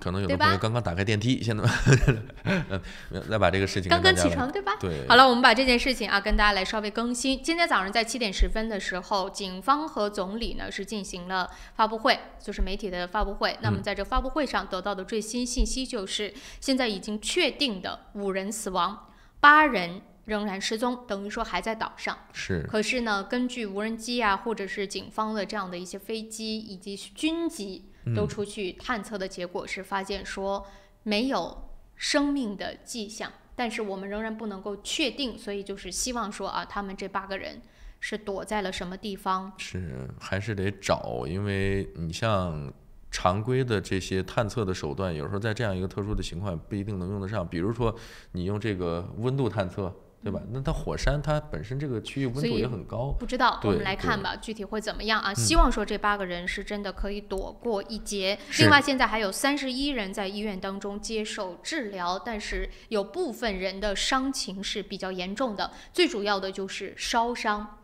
所以就算是真的没有生命的危险，烧伤其实也挺，就说他说现在在新西兰各地吧，最主要的这些治烧伤的诊所，还有一些整容的医生都在那儿，因为他要对，涉及到一个是烧伤这种，为什么说特别的危险呢？就是皮肤被，尤其是这种重度烧伤之后啊，它这个皮肤你就可以把它想象为完全对外界没有一个这种防御的这么一个保护的屏障，所以特别容易感染。这是为什么说大面积的烧伤就是特别容易致死的原因之一。另外，烧伤大家也知道，后续的这种，比如说对容貌方面，或者说对这个外观方面的影响也是非常大的。有的甚至说一辈子做几十次这种植皮的手术啊、修复的手术，最后也很难恢复到跟原来一样的这种程度。所以现在也不知道具体的情况，这个呢我们也会得到消息跟大家来说。另外一方面就是现在我竟然看到我刚看到的新闻，我不理解这件事情他到底是怎么想的，是说当地的前市长，你知道在说什么？他说为什么不让警方现在上岛去把那些尸体弄出来？这真的是，这是脑子回路出现了什么问题？对，这种情况下，我看了2遍呢，我想说什么？对呀，这种情况下你再派人去上岛，那派克河矿难发生多少年了，也没有人进去，对不对？当然这件事情是被人诟病可是我们就说这个岛现在这种情况，竟然说上去。怎么可能呢？反正现在警方的意思就是说，不可能现在有人可以登岛的。现在这个状况太不稳定了。虽然我们就像刚才说的，它不算是一次喷发，算是一个小的压力的释放。如果真的是喷发，怎么可能有人幸免遇难呢？那么近，就在火山口，而且是个岛，它逃到哪里去？岛本身也很小嘛。而且现在那个 GNS 就是地质学家就说了，它很有可能会再次的释放压力，不至于像喷发，但是这个释放压力，就像你它的压力很多，一个泡沫这个爆炸了，爆炸之后，它的有很多的东西就喷出去，但是它还会回来，有一些会流回来，流回来之后是不是其实是等于压力没有释放完全？它会不会再次的有活动？因为根据这个现在监测出来的数据是说，一次大型的算是释放压力，还有2次小型的，所以已经有3次活动了。那你怎么能确定没有再下一次？现在竟然有人说要让警察上去。我觉得这警察本来就不够使，好吧？不是，对吧？救援队你这不可能的嘛。所以现在就是警方也说了，他们正在等待着跟 GNS 共同的合作，看如果在安全的情况之下，他们会尽快的登岛，来确定那8名所谓的失踪的人口到底在哪里，是否有生还？是，所以在关键的时刻，这些相关的人员肯定都是最专业跟最敬业的。对，那如果说不派人上去的话，肯定是现在登岛有困难，是吧？救援无法实施，那你再派人上去干嘛呢？说白了，真是说又出现了危险的情况，那就是白白的牺牲。对呀，那你说这个的责任谁来负？好，这是一方面。另外一方面，大家现在都在讨论的一个点，这对新西兰也会造成很大影响的，就是为什么如此一个活跃的火山还要向民众开放？而且根据最新的消息，我们看到的是什么呢？就是 GeoNet 他们呢是在11月18号的时候就发布了这个 White Island火山喷发的警报，并且是在不到1周的时间之内呢 GeoNet 是再次发布警告，说这个火山有进一步活跃的可能性，它的喷发的可能性会超过以往。但是他说可能性有多大呢？也不是特别大，因为我们说这个火山喷发的级别就是危险性总共有5级，平常的时候就是1级。那么在我刚才说的 GeoNet 的这2次的警告都是从1级提升到了2级，所以相对来说就是还没有说特别的怎么样的一个严重，所以说但是也是已经发出了警告。可是呢我们就是看到仍然是有我们说的游客登岛去进行参观了。那么这个为什么呢？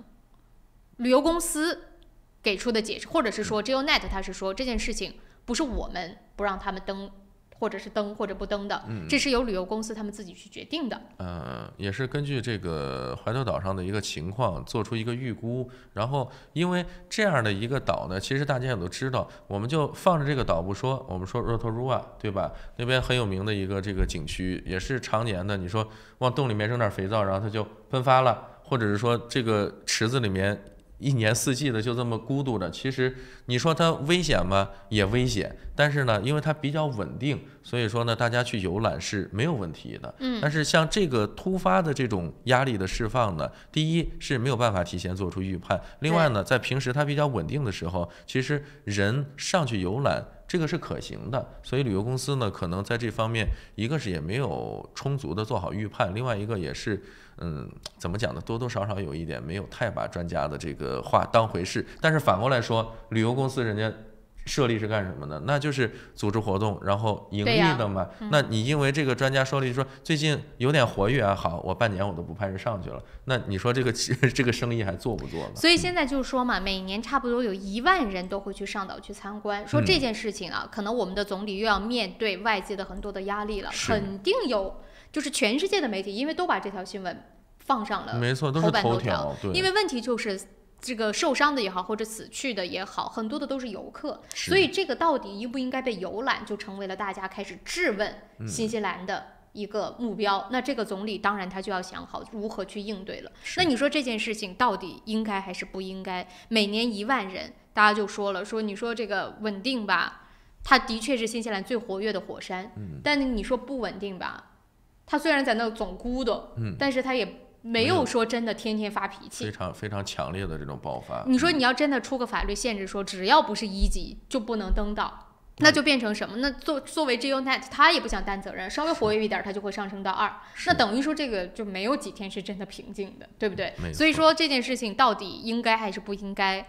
我觉得这个去赖所谓的旅游公司，可能也稍微有一点点，虽然说我们能理解那个心情吧，但是也是稍微有点，我觉得太逼的人家无路可走了的感觉啊。所以无论如何这件事情呢，我们也会持续跟大家来关注。那么这个火山以后到底还可不可以变成景区，或者还可不可以再向游客敞开，很难讲了。对，按照新西兰的这个习惯，会不会就因为这件事情发生之后，干脆这个火山就封了？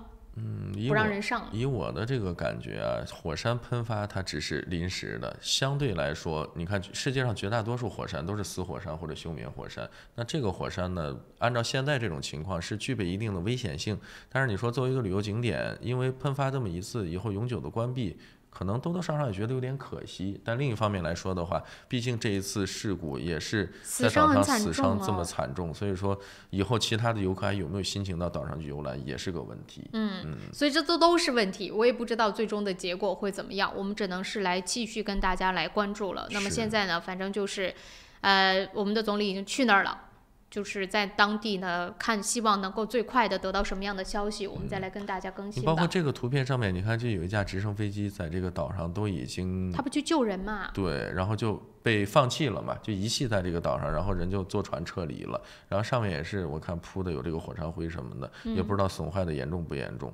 那反正现在这个情况真的是啊，先别派人去了，等到这个他释放压力的这个状况稳定了以后，再做下一步的打算。但是这个旅游这个东西真的是，那你说像这个，你说登火山危险，那旅游项目危险的多了，是对吧？那你说 skydiving 危不危险？scuba diving 危不危险？对，你还有去那个核辐射的地区去参观的，危不危险？所以很难讲，但是这个的确对新西兰算是一个外界的外交的，不叫外交了，就是外部的形象的危机。看看政府用什么办法来解决这件事儿吧。是，这个时候又给政府怎么说呢？给自己的形象，给我们新西兰的形象，怎么去好好的维护，也是一个挑战，但是可能也是一个机会。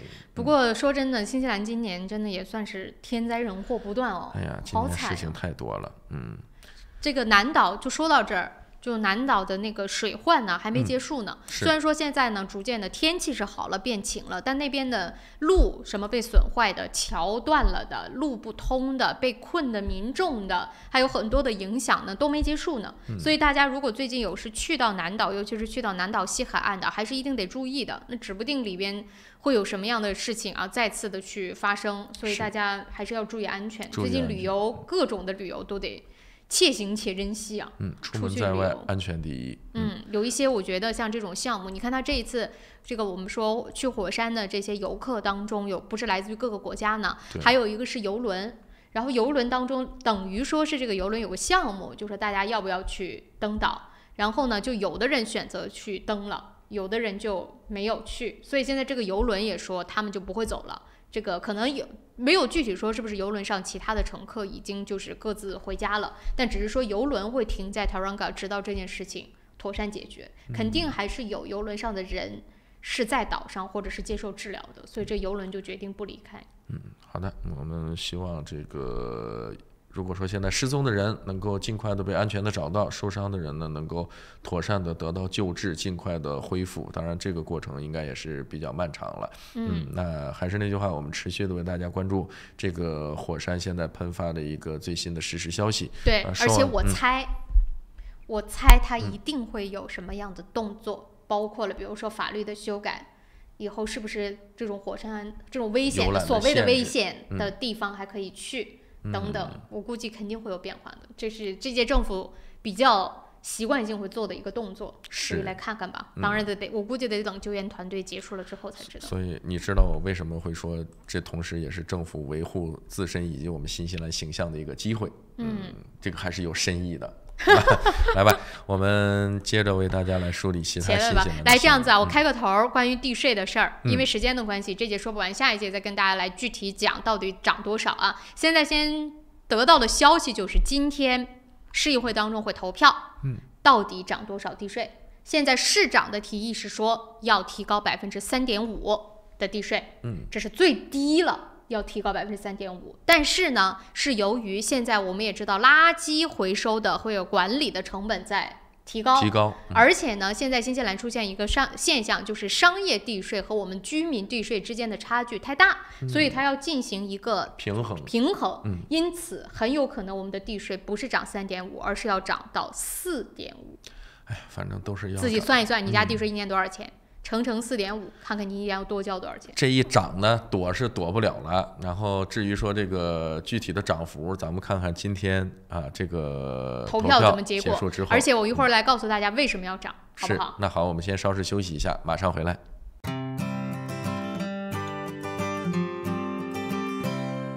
在新西兰安居乐业，一个朋友般的律师将是您的生活必备。瑞启诗律师事务所为您提供24小时咨询服务，用专业的态度提供量身定做的法律服务。电话0958011083，瑞启诗律师事务所，您生活的可靠朋友。GPOS 世博商务20年软件开发经验，拥有数千家客户。GPOS 智能超市管理系统、餐饮系统、移动支付、网络销售。GPOS 世博商务带你进入商业管理的信息时代。电话6388-288，6388-288。换汇在东平，纷纷好汇率，款款有保障，有口皆碑，服务好，快速安全，信誉度极高。东平是祝您安心就读和置业纽西兰最佳的换汇选择。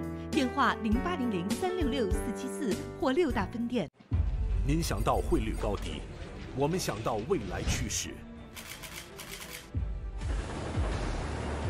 您想到全球商机，我们想到支付方案。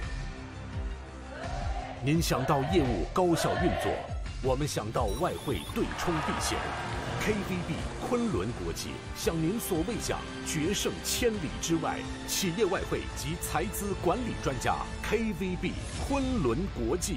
你好 ，Lisa， come look。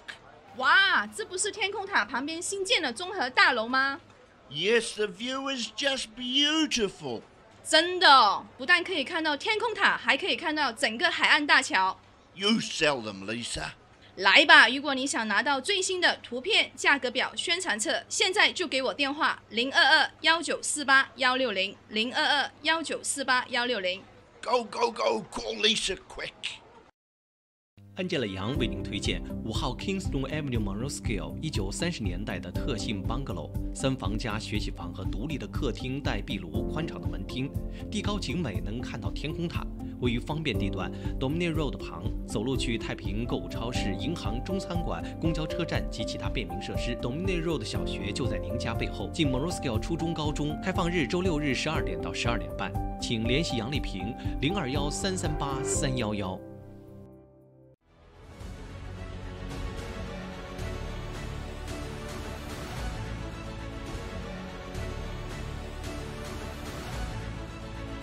我是杨健，与您一同关注新西兰时政热点。杨议员时间每周一上午9点和晚上7点，熊猫电视台 TV37和 FM90.6同步直播，敬请关注。由乌伦华侨会所和潘达 TV37、熊猫电视台共同主办的2020年新春花市同乐日，将于1月18号星期六在 ASB Showground 隆重举行，免费入场，大量车位，各式各样的美味食档，200多个干货年货摊位，还有多元文化艺术表演以及儿童游乐场，欢迎大家一起过新年。2020年1月18号星期六 ASB Showgrounds 217号 Greenland West， 我们不见不散。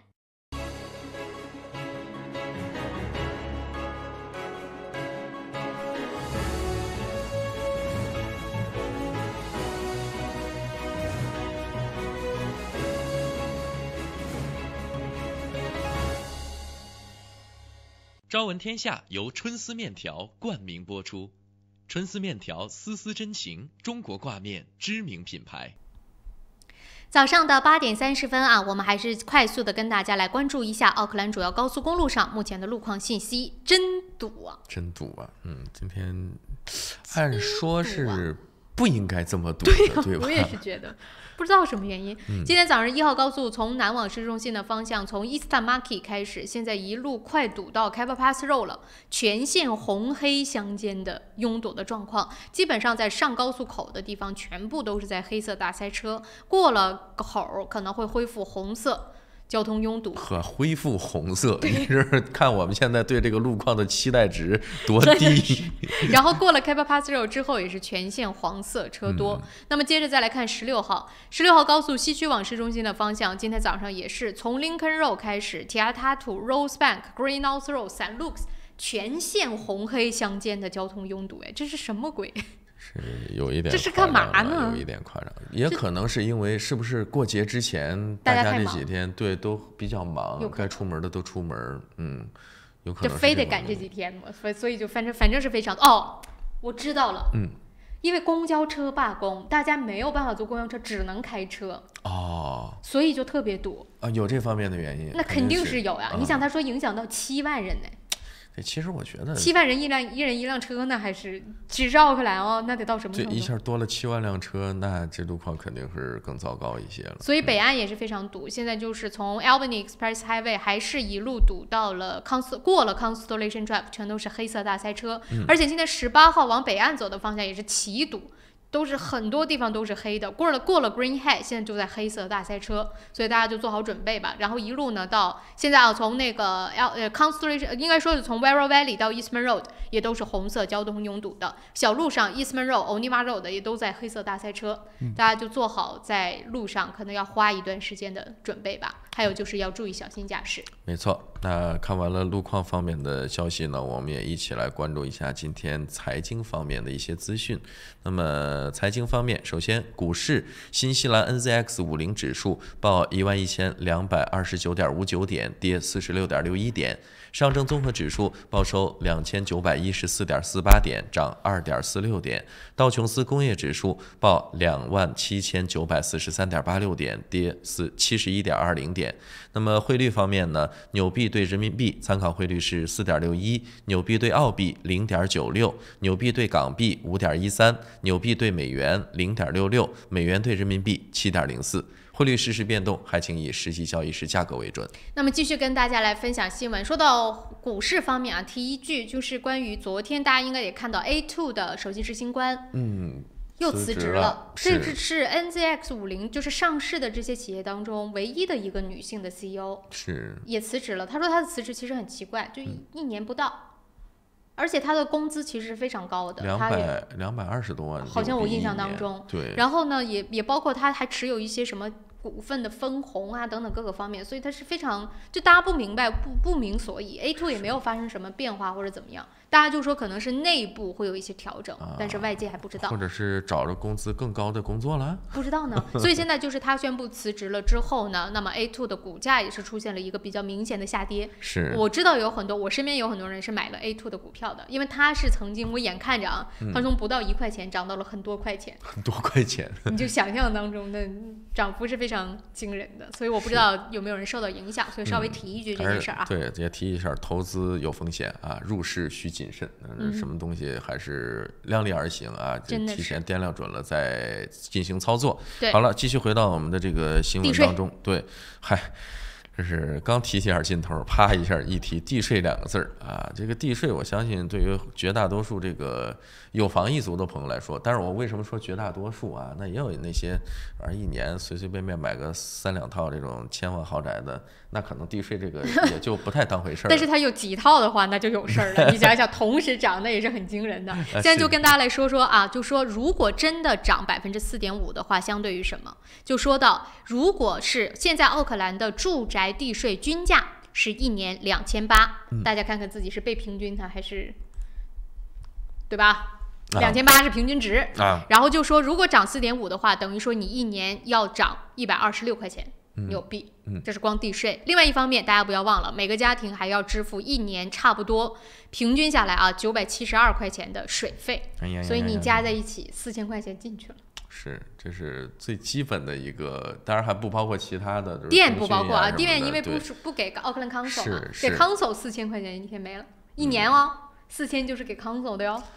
白纸黑字不交不行的哟，就这么给进去了。然后我们就来说一说吧，那为什么要涨地税呢？首先我们知道，这么说吧，就说 Phil Goff 他其实并没有打破他自己的承诺，因为他当时竞选的时候就说了，2018到2019的时候，地税的增幅不会超过2.5%。我再强调是平均不会超过2.5%。至于你家是不是超过了，那你是被平均的，那不好说，对吧？而且时间点也限制好了，2018到2019嘛。对，这眼瞅着2019过去了。所以说嘛，说他没有打破他的承诺。他在竞选的时候就说了，从明年开始地税要涨3.5%了。所以从明年开始涨就是人家是这么说的，只是明年开始了而已。但是为什么要增加到4.5呢？其中就有一个原因是，他说新西兰这边的垃圾的回收和这个应该说是叫整治的处理的成本是太高了，所以靠3.5%的增幅有点扛不住了。这是一方面。另外一方面还有一个什么原因呢？就是新西兰奥克兰这边的商业地税、商业物业的地税和我们居民物业地税之间的差距太多。这个我家里面就有发言权，反正我的感受就是啊，如果你要是比如说你的这个房子被划成了是商业的住宅的话，不是商业住宅，商业的用途的话，地税基本上快到我们居民地税的2倍了。所以它的这个差距真的是非常大。就比如说我们平均是2800，那个大概平均得4000一年。我不知道，我也请教一下咱们的观众跟听众朋友里面的专业人士啊。你像如果说这个地块划成商业用地的话，那你交地税交得高，但是土地是不是相应的也会在未来有一个这种更大的增幅，也很难说。那我觉得是没有，但是它可能相对来说租金回报率会稍微高一点，因为你被划成商业的话，你就是以商业的模式在出租嘛，或者那不可能是自住了嘛，对不对？也有那种就是连着的比如说底下是商铺，上面是自住的，但那个如果被划成了商业地税的话，你就得交商业地税。不过我就是要跟大家说，奥克兰的商业地税和我们居民地税之间的确存在着非常大的差距，而且很多拥有商业住宅的人就会觉得，尤其是那种底下是店铺，上面是住宅的，他就觉得我这交的好冤呐，你知道吗？这个实在是差太多了。所以现在呢，市长的意思就是说，他有意要把这两个之间去拉平，不能说完全拉平，就是要把差距缩小，所以才出现说我们可能住宅的地税要上涨，但是商业的地税可能要降低。但是他没有说具体的，比如说降低的比例是多少，只是说我们的这个居民住宅的地税可能会因此要上涨4.5%的这样的一个幅度。我不知道大家听完的时候感觉怎么样啊？如果要是真的今天他们会进行投票，如果通过的话，就是从明年的7月1号开始就要正式的实施了。说起来倒是提升的话，那增加的这部分钱，反正也是取之于民用之于民了嘛，对吧？但是陡然这么一加的话，我相信，包括我在内，我觉得还是，哎呀，有点突然。你不是说，其实一年100多块钱，你说谁也不会。少吃顿饭可能也就出来了，对吧？那为啥我要少吃顿饭呢？但是就是觉得这个事儿平白无故的突然说增加就增加，来的有点无厘头。这是其一，其二呢？刚才就像志鹏说的，说用之于民，我们就来看到底能不能够用之于民呗。对，这个也是大家要使劲盯着点啊，看看我们真的是在，比如说垃圾管理方面和其他的我们这个民生方面，是不是真的能够，不管是说从这个提供的服务质量上啊，或者说其他的一方面能够有所提高。你看啊，我们这个市议会，我们市长是这么说的，他说我们为什么有必要就算我们不提4.5%，就说提到3.5%，为什么我们有必要去提升呢？他说这就是为了确保可以让奥克兰市议会继续投资奥克兰所有的基础设施。根据他的计划是说，要在未来10年当中支出超过打破记录的260亿纽币在基础设施当中。所以他说，那这个钱怎么办？而且我们新西兰奥克兰这边的基础设施的确是存在太多的落后了，我必须得去增加，或者是说我必须要更新了，对，所以我才必须把我的地税去做一个大幅度的提升。另外一方面呢，就有人说了，这个市政这一届我们说那个市长选上的时候，他不是承诺说我要缩减市议会当中的开销，大家就说，那你这个开销为什么不能投到基础设施？你为什么要从我们的纳税人身上去抽钱呢？然后市长给出的解释是这样的，他说在10年内他们会通过各种各样的方式给市议会节约开支4.3亿，但是这4.3亿不太可能用来帮助民众抵消地税。原因是什么？就是因为现在有很大的巨大的在基础设施当中的洞是需要补的，所以这4.3亿补进去也不够，我们怎么办？只能涨地税了。好吧，听起来倒是怪有理的，反正投票吧，投完了再说，还是那句话，希望这个最后钱收上来。如果说真的是，比如说发展基础设施了，对，大家会不会觉得心里平衡点？不过话说回来，咱们这边的这个基础设施其实相对来讲还是不错了，只是说我们现在纠结的就是在说你突然说涨就涨，对吧？然后你突然一下又说涨这么高，你就有点不符合常理。但是这个真是通过的话，那你该交也得交啊，你不交那不就你说的是对呀，你不交那不就变成拖欠人政府的钱，那能干吗？所以说我们就等待着呗。今天是进行投票，等投出了结果，我就会跟大家来公布啊。你说怎么有可能不过呢？往多4.5吧，不能再多了。对，就是3.5或者4.5，我们共同来看一看。那就说到了，刚才他不是提到说这个我们的垃圾回收的成本在增加嘛？刚好我们也看到另外一条新闻，也是奥克兰这边的，或者说是这个就等于说新西兰可能全国都要去进行实施的，要准备去效仿海外的模式，进行收集食物垃圾再利用的一个工程。这个单单指的就是食物方面的垃圾。我们知道现在呢，大家出去扔就是基本上大部分呢是2个桶，一个就是可回收的，一个就是不可回收的。对。但是呢，你在比如说不可回收的这个垃圾当中，你是没有分是食物，还是其他垃圾的。现在新西兰政府呢就准备和一个叫做 EcoGas 的公司进行合作，并且他们已经签署了合作的这个合约。大概呢会怎么做呢？就是把大家的食物垃圾收上来之后呢，这个公司会进行处理，把这个食物垃圾转换成可以再利用的东西，比如说把它转换成天然气、电力、热能，甚至是肥料等等这些资源，可以给大家呢再去使用。这个方法是不错的啊。之前咱们也聊过，新西兰的这个垃圾的分类处理呢，虽然说是分类，但是这个分的有点跟没分也差不了太多，对吧？就那2个桶。其实垃圾分类呢，如果说生活垃圾里面，你像一些这个厨余的垃圾，或者说可以比较快降解的，那你把它。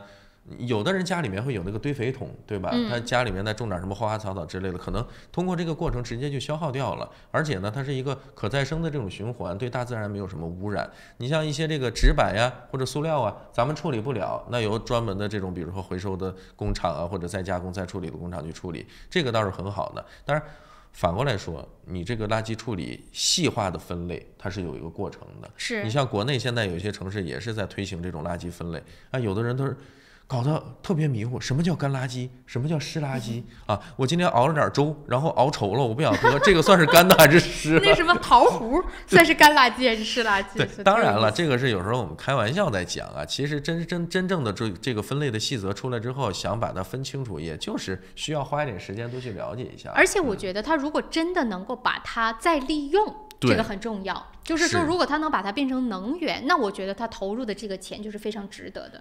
而且根据统计是说，新西兰每一天呢，就不用说新西兰，奥克兰人每一天产生的食物垃圾可以达到60到70辆公交车的重量。哇！你想想能有多多？那这如果要是把它能够合理的利用起来，其实反过来说，它不是垃圾，反而变成一种能源或者说资源了。那我是非常愿意去做的，只要他别多加钱。但是我们现在看到就是这不是加在地税里了吗？对，但是这个现在分类还没说好，但是这个钱可能就要来了。来吧，时间关系啊，我们这节就先到这儿了，稍事休息一下，一会儿广告回来接着聊。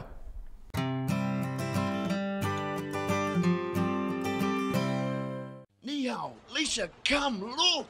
哇，这不是天空塔旁边新建的综合大楼吗 ？Yes, the view is just beautiful。真的，不但可以看到天空塔，还可以看到整个海岸大桥。You sell them, Lisa。来吧，如果你想拿到最新的图片、价格表、宣传册，现在就给我电话022-1948-160 022-1948-160。Go go go, call Lisa quick。玉山出新品了，最新推出的 USHI 乳酸菌饮料，完全不含脂肪，还能易促进肠道健康，喝起来酸酸甜甜，让您一整天都有好心情。还有 USHI 水蜜桃味冰红茶和 USHI 芦荟饮品，大颗的芦荟果粒好好嚼，让您根本停不下来。这个夏天，快来尝尝我们全新的 USHI 家族吧！玉山之父，你我之福。公司地址43A Lady Ruby Drive East Market， 联系电话0927235519 0927235516。新西兰百伦移民留学23年老字号，100%免中介费申请留学，专业办理各类签证、移民申请。要留学找百伦，要移民找百伦。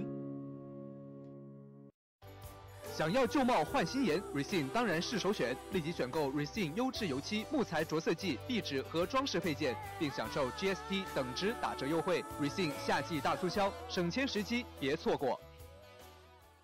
石围鲜酒家，老字号的粤式餐厅，天天茶室，精美点心，推陈出新，特色小炒，时令菜式，喜宴寿桌，社团宴会，欢迎预订。530号 Princess Road。我是慕斯，我是健康睡眠系统，我的使命就是为地球上的每个人铸就美梦。你可以在遍布全球的3600多家专卖店看到我，感受我。越来越多的人因为我而得到精彩的健康睡眠体验。生命因梦想而伟大，那么就让我来铸就你的美梦吧。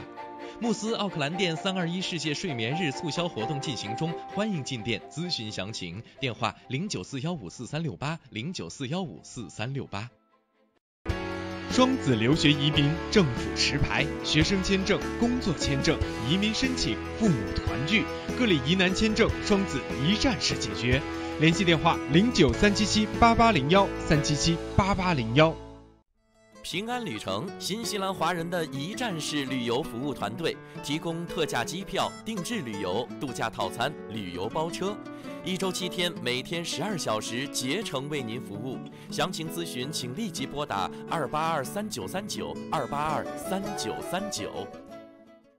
奥克兰教育中心成立于2001年，从小学1年级到13年级，课程辅导、教育咨询、升学规划、升医学院、留学美国、英国。优秀是教出来的，孩子成就最好的自己就是优秀。张老师的团队值得您的信赖，电话096230366 096230366。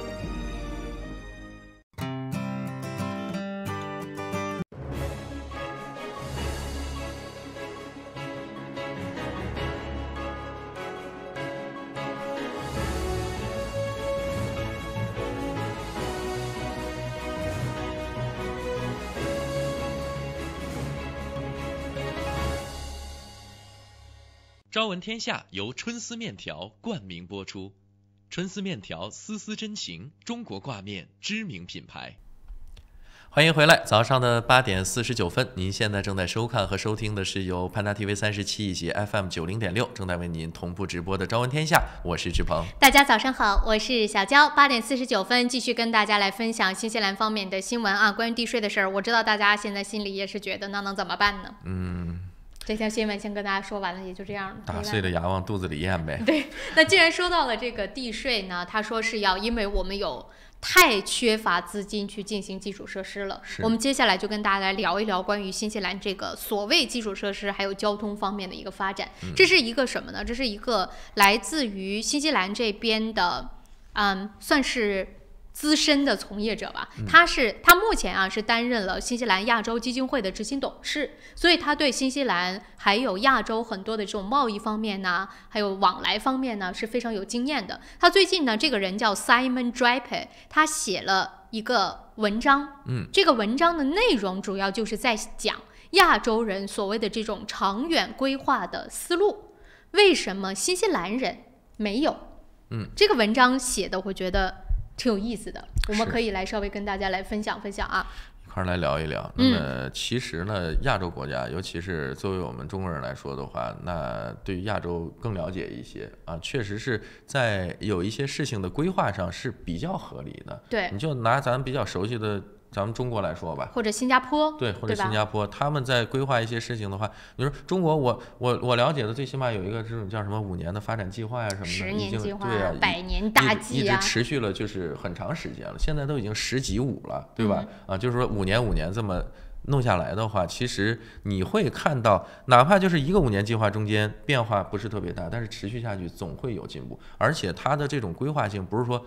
咱就举个很现实的例子吧，今天我要在家里面，我这花园里面我种几棵菜，然后我现在种进去，我就想想，等到它长大了之后，密度会不会太大？这个就算是很现实的一个稍微长远一点的规划。对，我能够知道，说到这，大家肯定在说，那你中国算那个对吧？你的制度不一样啊，你政治体系不一样的。新加坡也一样，虽然新加坡叫民主，但大家也明白那个意思。可是问题在这儿，就是就算啊，你不是民主的。就算我们说新西兰因为是民主的制度，所以导致很多的时候你不能够政府有那么大的权力，或者是可以集合很多的人力或者是资金去做某一件事儿。这个就是我想说的，你制度是制度，规划是规划，你不能因为制度不一样你就不做中远期规划了。对，你说的是很对的。你很多的时候，比如说这个新西兰这个地理位置不会变，你整个城市的布局也不会因为你换了政党，它桥就变相了，或者是本来是个高速公路，因为换了政党就变成了人行道了，不可能把码头搬走，它路就不堵了。对呀，所以是一个道理，就说为什么我们就算换政府，就不能在基础设施这件事情上，大家有一个什么长远的规划呢？他就举例，他说，比如说新加坡，他说新加坡现在啊，就是非常高度的公共住房体系，现在基本上80%的居民生活都是属于叫公共住房。还有再举例，比如说首尔的公交系统，首尔也是对吧？选举吧，对不对？但是人家的这个所谓的公交系统，是不是也是非常的令人瞩目呢？再不用说别的，说那个很多的地方可以规划出来一块什么艺术的中心什么这个类似于像艺术的区之类的，这在新西兰都很难做得到。其实咱们按照这个人口密度来讲的话，人均土地的保有量其实也挺大的，密度也不是那么高，规划出来一块类似这样的，完全是可以的。你看，就比如说举例啊，我们大家都生活在新西兰，我就是周六还是周日的时候，我还去了一下那个 Hobson Walk。Hobson Walk 算是新区嘛，它就是一个比较好的例子。你能看到什么呢？它全都是新房，但是它是比较有规则、有规律的在建新房。就比如说我先发展这一块区域，这块区域是什么样的，但是我其他区域其实我已经划分好了。我不是说我今天有钱了，我先开发这一块，到了等我再比如说谁投资了，我到下一块可能跟这一块完全都是不搭嘎的。对，它是比较整体的有一个思维，就是整个这个半岛上，或者那一块我是要怎么规划。我有钱我就先投这一块，把它发展起来，那一块我可以改，但是我整个的 plan 是不会变的。所以他的意思就是说，你为什么不能把这个小区就扩展到整个奥克兰？为什么不可以有一个就是整体的规划，然后让它变成不要这么乱？不是今天这块坏了，哎呀，今天这块堵我加宽点，明天那块堵我在那块加宽点。你所有的计划都是只看眼前，甚至只看恨不得就3年。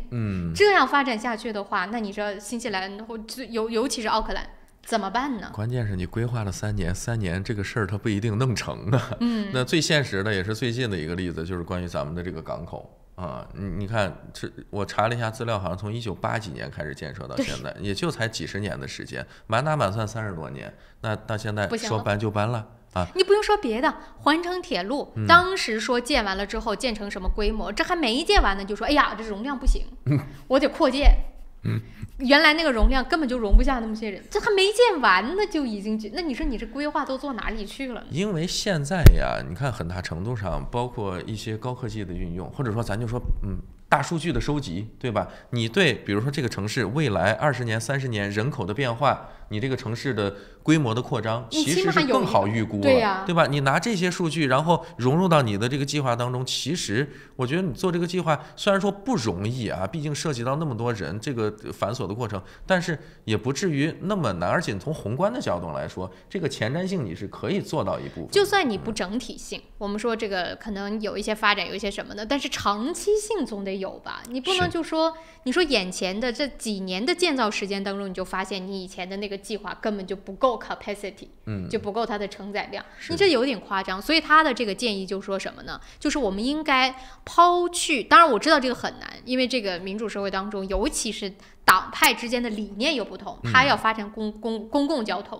那个可能要发展高速公路，那理念很难达成一致。但是他就说这个是值得去真的去努力去试试的，能不能党派和党派坐下来，我们先抛开你是什么党，我是什么党，对，你跟这个国家又没仇，对，就是大家都是希望这个国家好嘛。那你把你的理念说出来，把我的理念说出来，我们既发展公共交通，发展什么自行车道，我们又发展所谓的路，我们把它真的做下来，试了一个50年，我们不说50年吧，20年的规划，行不行？无论哪个政党上来执政，都得又要用这个20年的规划去做。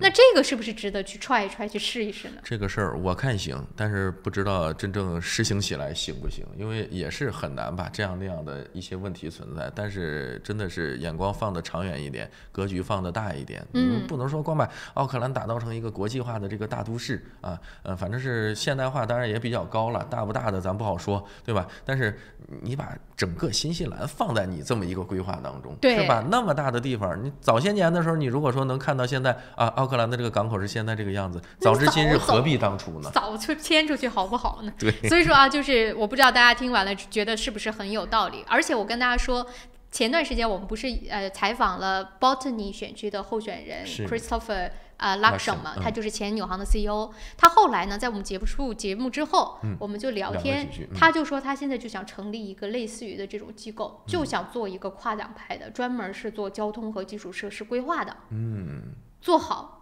我不知道能不能成型，这个事情他应该很擅长的，对，希望我们看看能不能成。来，时间关系，稍事休息，9点之后我们接着聊。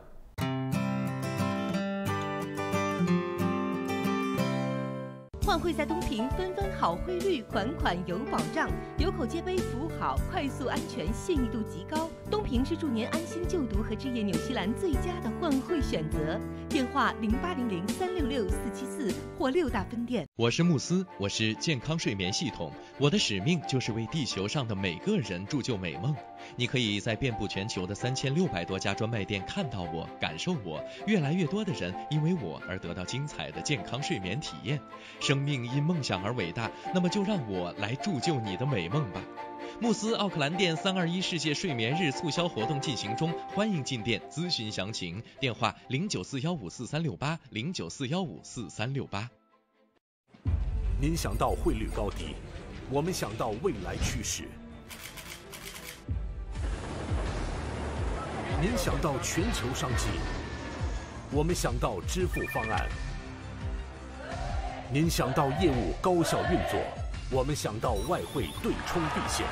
KVB 昆仑国际向您所未想，决胜千里之外。企业外汇及财资管理专家 KVB 昆仑国际。新华移民留学专注专业个性化，敬业高效18年。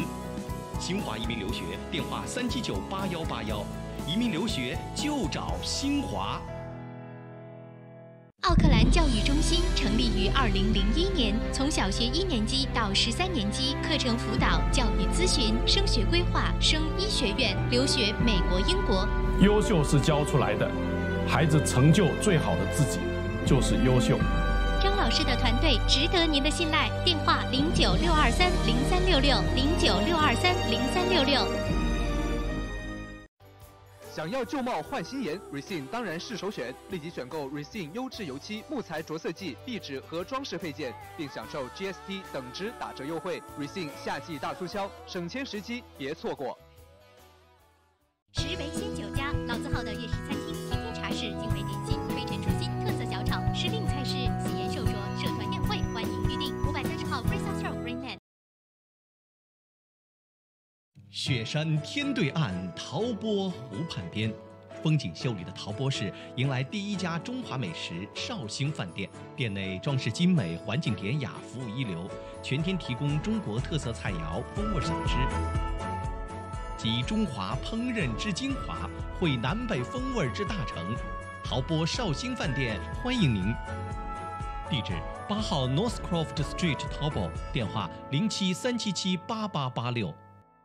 由乌伦华侨会所和 Panda TV 37熊猫电视台共同主办的2020年新春花市同乐日将于1月18号星期六在 ASB Showground 隆重举行，免费入场，大量车位，各式各样的美味食档，200多个干货年货单位，还有多元文化艺术表演以及儿童游乐场，欢迎大家一起过新年。2020年1月18号星期六 ASB Showgrounds 217号 Greenland West， 我们不见不散。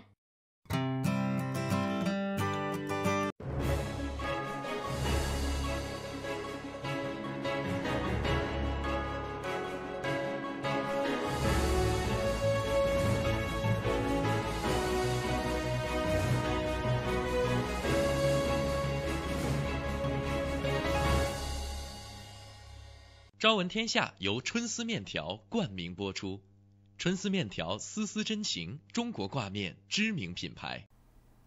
早上的9点整，欢迎大家关注这一时段的整点新闻，我是志鹏。今天是2019年12月10日，星期二，农历11月15。首先来关注新西兰新闻。总理发话，奥克兰港确定要搬。总理Jacinda Ardern宣布奥克兰港将要搬迁，不过他没有明确说明港口将于何时搬迁，以及将会迁至何处。他是在12月9日内阁会议后的新闻发布会上宣布这一消息的。内阁成员们昨天在会议上讨论了港口的搬迁事宜。阿登表示，基础设施部长 St. John's 将于本周4宣布更多细节。他还将公开发布北岛北部供应链战略工作组的一份报告。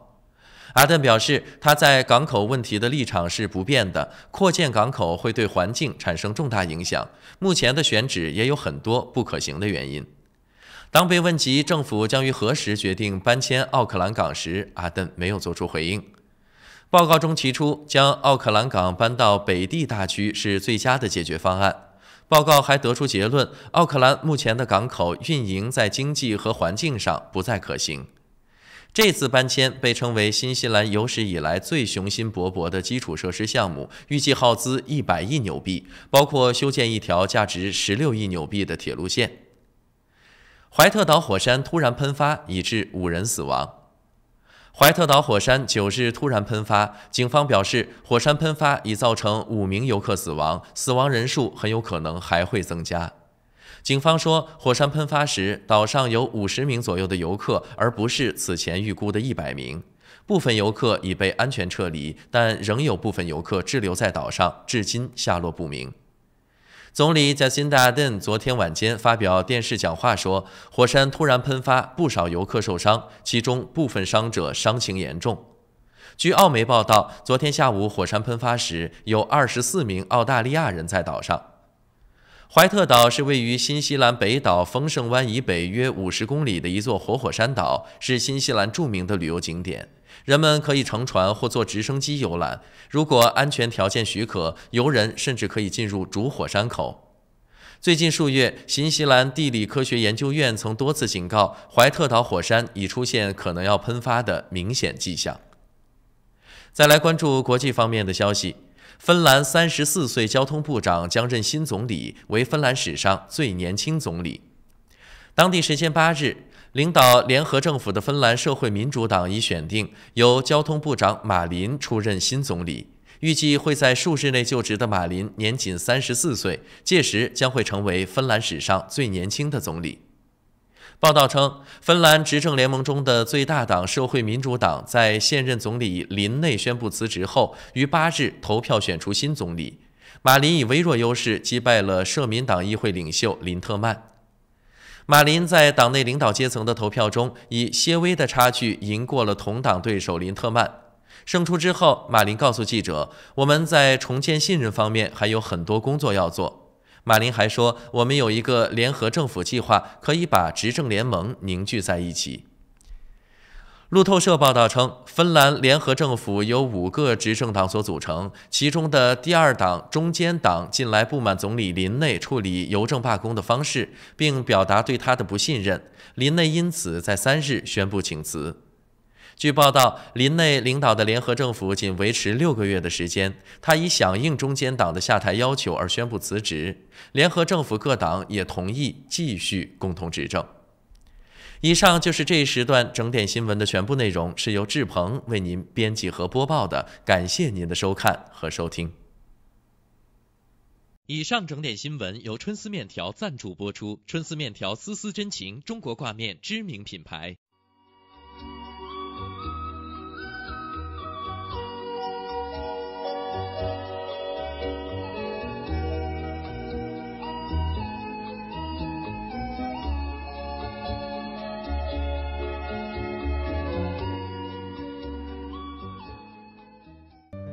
天气预报由玉山 KCH 独家冠名播出。玉山出新品了，最新推出的 USHI 乳酸菌饮料，完全不含脂肪，还能易促进肠道健康，喝起来酸酸甜甜，让您一整天都有好心情。还有 USHI 水蜜桃味冰红茶和 USHI 芦荟饮品，大颗的芦荟果粒好好嚼，让您根本停不下来。这个夏天，快来尝尝我们全新的 USHI 家族吧！玉山之父，你我之福。公司地址43A Lady Ruby Drive East Market， 联系电话0927235519，0927235516。早上的9点06分，我们一起来关心一下新西兰主要城市今明2天的天气预测。以下的天气预报是由玉山食品独家冠名赞助播出的。我们先来看新西兰北岛的北部地区呢，基本上还都是以晴朗的好天气为主。但是在气温方面，今天早上大家可能感觉稍微有一丝丝的凉意，但是到了中午太阳出来之后就会变暖了。而且呢，明天基本上气温就会有所回升了。今天奥克兰最高是22度。那北岛南部地区呢，今天也基本上全部都是晴朗的好天气。气温方面还是稍微有点冷。你看最高温度基本上是在20度上下，但是 Masterton 最低温度却只有5度，所以温差还是比较大的。那么到了南岛呢，今天南岛北部地区也全部都是晴好的天气状况，气温都不热。Nelson 最高只有18度，早晚的最低温度也是只有10摄氏度。我们再来看一下这2天一直闹水患的这个南岛的南部，好在呢这一股降雨已经离开，那么基本上今天都会是晴朗的好天气，只有在最南端的 Invercargill 和 Milford Sound 可能稍微还会有一点点阵雨。气温方面也是早晚温差比较大，皇后镇最高有20度，但是早晚最低温度是只有8摄氏度。到了明天呢，新西兰全境基本上也全部都是晴好的天气，个别地方偶有阵雨出现。气温方面，奥克兰明天最高气温回升到22度，最低16度；惠灵顿明天最高是19度，最低13度。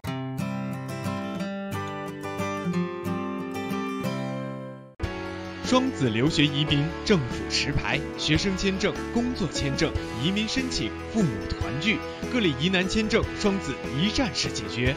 联系电话09377881，3778801。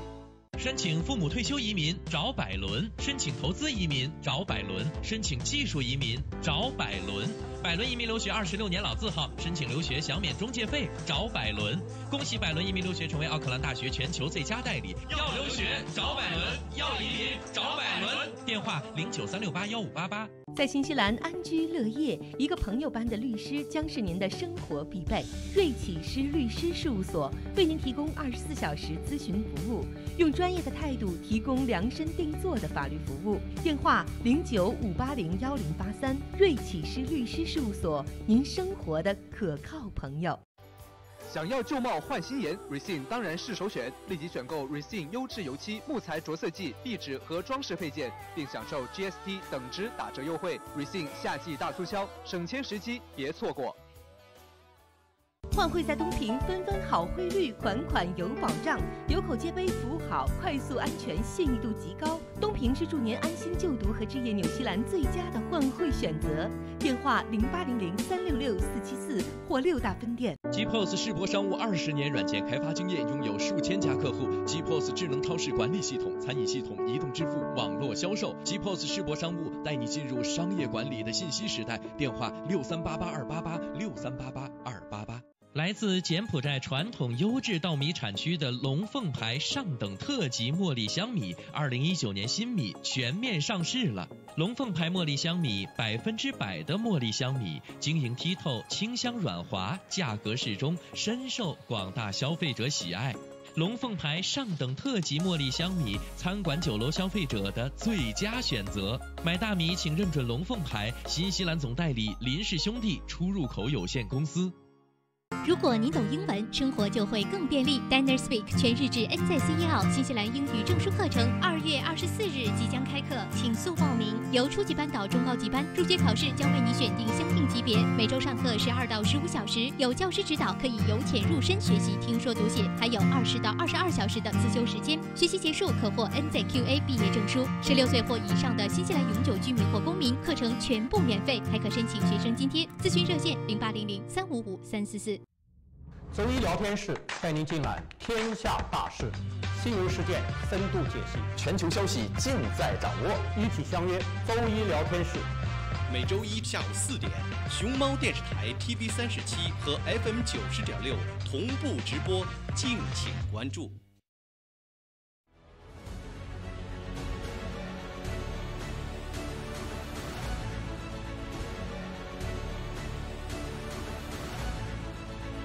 我是杨健，与您一同关注新西兰时政热点。杨议员时间每周一上午9点和晚上7点，熊猫电视台 TV37和 FM 90.6同步直播，敬请关注。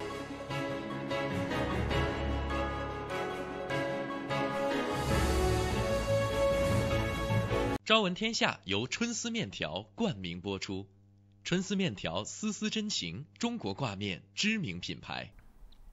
早上的9点11分，欢迎您继续收看和收听由潘达 TV37以及 FM 90.6正在为您同步直播的《朝闻天下》，我是志鹏。大家早上好，我是小娇。9点钟过后，继续跟大家来分享新西兰方面的新闻。在上一节当中啊，还是跟大家来稍微来这个可能有的朋友是刚刚打开收音机、电视机，我们还是稍微来更新一下我们到底都发生了什么事儿。第一件事情。就要跟大家说的还是要更新 White Island 的这个火山爆发的情况。现在呢又看到了一些新的信息，是说呢这8名的失踪人士当中有可能有中国人。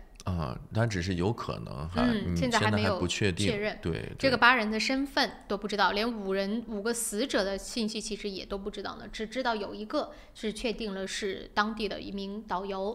所以一会儿呢，我们看到什么消息再来跟大家说，这是一方面。另外一方面呢，关于这个火山，现在大家就开始说了，这是又一个派克河煤炭的矿难的，就是整个经过可能又要经历一次了。接下来就开始讨论到底要不要上岛。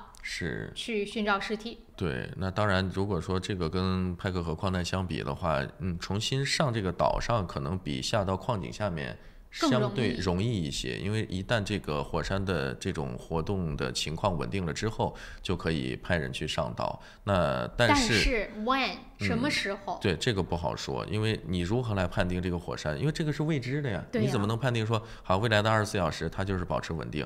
万一咱万里有个一啊！这一次我们所谓的打了个大嗝，对吧？那也是根本就没有预测的，它就忽然间打嗝了，那你怎么办呢？这个就我们说 GeoNet 他们是一直在 GeoNet 一直在观测，但是突然间的这种是没有办法真的预测到的，而且它也不算真正的爆发，所以就变成说也不知道到底你说什么时候能够派人上去。还有就是他也说了，说那个岩浆啊，如果真的喷发的温度可以到100到800度。你想那烧的通红滚烫的这个岩浆熔岩呀，那温度高到什么程度才能把石头给烧化呢？对不对？那个你别说沾上了，你就离得远远的。我原来看过一个就是像纪录片似的这么一个片子，就是说离那个火山口很远，有一个也是一个算是网红吧，类似这样的一个很著名的一个主持人，他就拿这个小竹签穿上棉花糖，远远的就可以把那个棉花糖烤的这种融化，然后去吃。那你想这个突然如果说岩浆出现在你身边，我觉得跑都没地儿跑去。所以说我不知道会不会又变成派克河煤矿的那一系列的事情从头又来一遍了。而且这次麻烦的是，不能叫麻烦吧，就是很不幸的是还有基本上都是外国的游客，所以你还牵扯到你说外国的这些游客的家属，国际事务了，对不对？人家要实体，你上不上？上去怎么找？安全不安全？这些都是问题。那到现在为止呢，已经知道的这些个不一定是遇难者呀，就是我们讲受伤的，包括受伤的人群当中，其实来自好几个国家，有来自中国的，有我们新西兰本地的，那有包括有澳大利亚的，还有美国、英国和马来西亚的游客都有。所以来看吧，这件事情有什么最新的消息啊，我还是会及时跟大家来更新。甚至我觉得上岛这件事儿压力很大，政府真的是压力非常大。但是从昨天晚上一直到目前为止啊，可能官方给出的信息比较能够确认的就是，现在在岛上依然是没有观察到有这个生命的迹象。没错，这是一方面啊。那么在这个除了这条新闻，在上一节当中，我们也跟大家聊到了关于奥克兰地税的上涨4.5%，是没有别的选择。大家做好准备，也只能如此。拿钱吧您呢？然后我觉得这句话最近我说的好像次数很多。然后我们又聊到了关于那个垃圾回收，现在又有新方法，要把我们的厨余收集起来，看是不是能够变成能源。这个我是支持的。对。但是我们地税当中有一部分钱是收给他们的。真能花到这上面也认了，对吧？毕竟不光是。如果他能给我们省点电费也行。这个就别指望了吧。但是如果说它能够对我们，一个是垃圾处理的这个量啊，能够有一些减少呢，因为毕竟如果说单纯的把这个厨余垃圾给收集起来的话，那相对它的处理起来会周期很短，另外呢，可能对环境造成的这种污染呀、影响都会比较小啊。这个呢，其实行吧，花点钱吧。对，涨点就是涨吧。是，不说了。除了这个之外呢，我们还有一些我们新西兰本地的新闻。那接下来的时间要跟大家继续跟大家来说。对，刚刚上一节不是还提到说那个基础设施要不要大型的这种有没有长期的规划？我们是期待啊，看看政府能不能就着这么多人提议，也有人说要搞一搞，看能不能搞起来。跨党派的，大家就是长期做一个规划，无论哪个党派上来都要按照这个规划去做。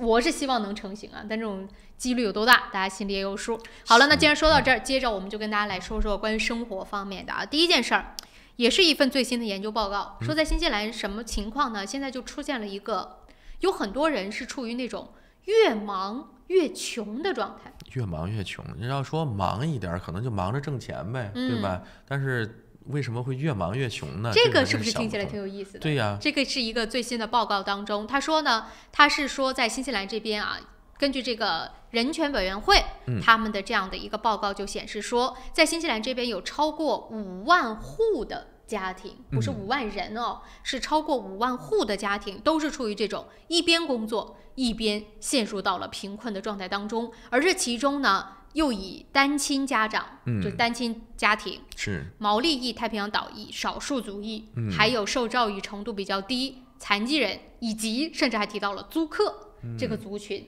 居多。是，这个其实虽然说5000户照比我们整个新西兰的这个群体来说可能不算太多，但是这个现象还是非常值得我们去关注的。因为这个越忙越穷，越穷越忙，这个有点说不通啊，对吧？大家都会认为我们就是努力的，就是为我们的这个生活去奋斗，是吧？我们好好的去辛苦一点，打造一个更好的未来。但是按照这个趋势来看的话，就指的这一部分人，按照这个趋势来来看的话，他再努力，可能生活质量也得不到实质性的提高。所以不知道大家是不是有同感？我认为啊，他虽然没有具体说，因为他只是一个调查，就说大家的这个状态是如此的，并没有说具体的调查出来原因是什么。没错。但我猜，你看他说了有哪一些族群，是比较集中的嘛？那我猜他有什么原因？比如说，有很大的一部分人啊，就我们说的是，他其实是可以领取福利的。你像单亲的家长，无论是母亲还是父亲，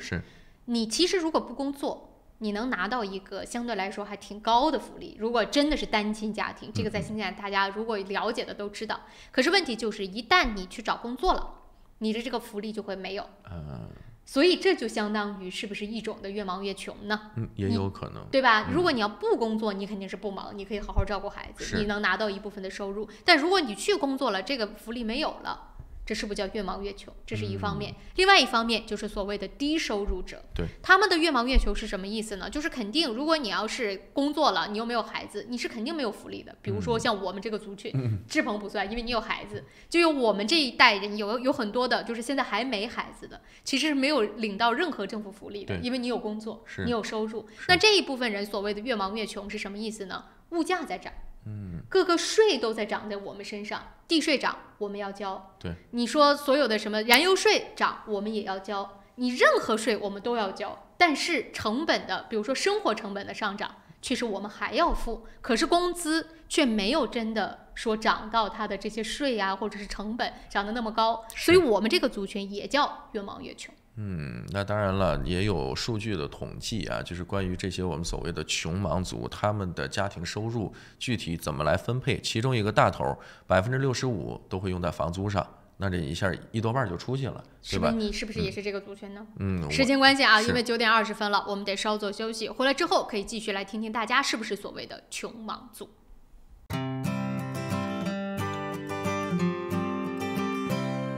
你好 Lisa, come look. 哇，这不是天空塔旁边新建的综合大楼吗？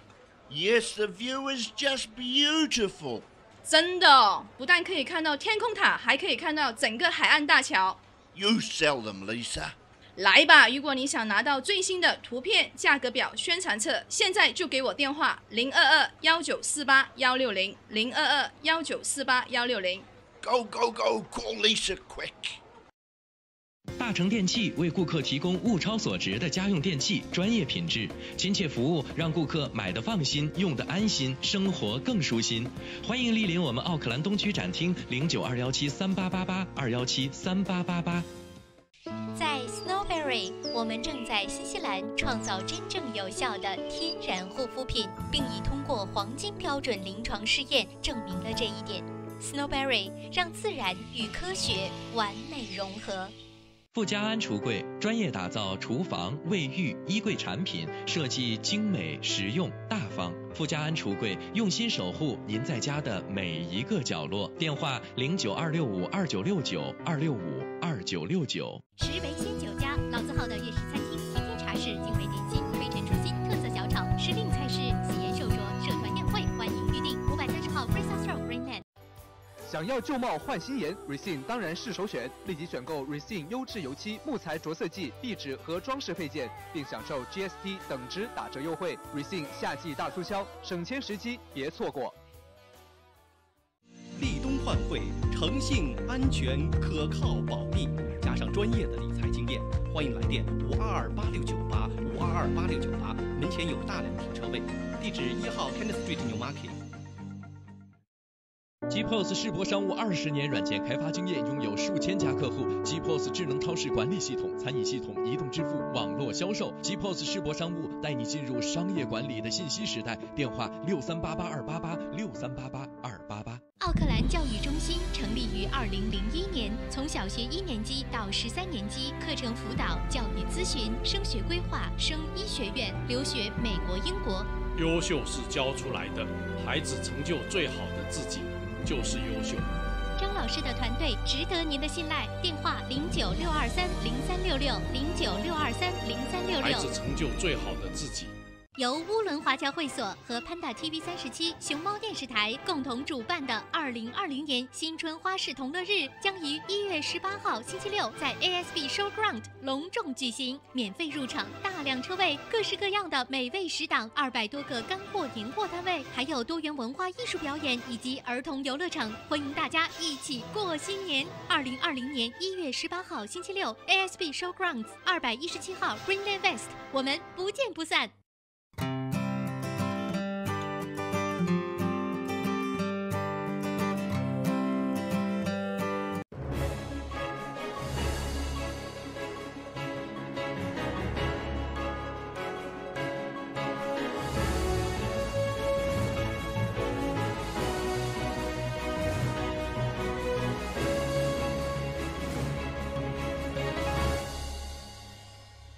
朝闻天下由春丝面条冠名播出，春丝面条丝丝真情，中国挂面知名品牌。欢迎回来，9点23分，您现在正在收看和收听的依然是由潘达 TV37以及 FM 90.6正在为您同步直播的《朝闻天下》，我是志鹏。大家早上好，我是小娇，继续来说啊，关于新西兰方面的新闻。刚刚说到了穷忙族，怎么样？有没有人举手？自己是不是？你有孩子，你跟我们不是一个族群。我有孩子，我也没有领福利呀，而且天天该忙还是得忙。人家就说嘛，从孩子身上能够拿回来的，就是你付出去的。咱也不能说拿回来的吧，因为我相信100%的家长不会想着说生个，那也不保证啊，对，也不保证。但是说孩子身上，其实家长更多的是给予跟奉献，并不是想要索取什么。但是反过来说，你从孩子身上得到的这种很多精神层面上的东西，其实可能比物质上来讲的话来得更大。你得到的这这种快乐呀、成就感呀等等啊，这境界还格局，对，要高瞻远瞩是吧？聊远了，那接着说这个事情啊。所以他就说现在在新西兰就有这样的一个族群，我就说其实我也是所谓的穷忙族，不一定说你已经穷到真的是活不起的那种，但是他的表达的意思就是有很大的一部分的人是在劳动，但是并没有因劳动的比如说你所得的增加而真的日子过得变好，对，改变了生活的状态。对，所以这些人叫穷忙族。我相信在新西兰是很常见的。刚才我们在举例嘛，就说像我们这些人哪一天就是政府偶不偶的给了个甜枣，给了我们一个毛毯盖一盖，然后最后发现这毛毯上的毛都是从我们身上自己乳下去的。对，而且从身上薅下的羊毛能织10个8个毯子，自己又得了1张，是吗？就 exactly 这种感觉。其他的毯子哪儿去了？所以说现在就面对这个状况，然后这个报告也不能光说现象嘛，那也会建议嘛，就说这种问题该怎么解决。是他提出的解决方案就是第一，要去实行这种所谓的公平薪资，就是每一个行业，比如说大家的工资都是公平的，这样子呢，而且还说要把那个薪酬变得更加的类似于说公开透明，这样就缩小了所谓的这种收入之间的差距。比如说我跟志鹏都在这儿主持，如果我们俩互相比如说工资差的很多，那也有可能就比如说我是穷忙族你不是，只是我们俩互相不知道各自的工资的水平嘛。那如果我们现在都是同样的标准了，然后大家都非常透明了，大家就都成穷忙族了。开玩笑啊。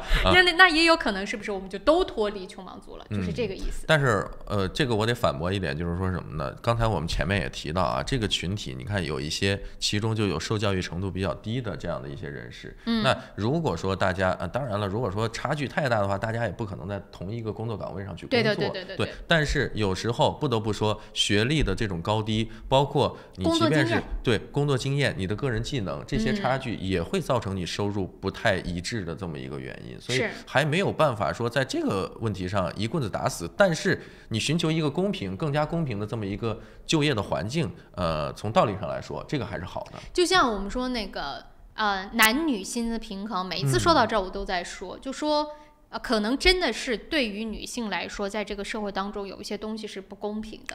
但你说白了啊，虽然我觉得这个话男性肯定不敢说，就女性自己敢说，但女性也有很多的所谓的这种权利或者是优势是男性没有的。这点我非常认同，对不对？所以你有的时候你只是看人家有的你没有，你怎么不说你有的别人没有呢？这是一方面。另外一方面，你说工资的不平等，所谓的不平等，比如说我跟志鹏之间啊，就是工资不平等，志鹏比我高10倍，100倍怎么样？对，也无所谓了，反正都是假的嘛。比如说高个100倍，那有没有我自己的原因呢？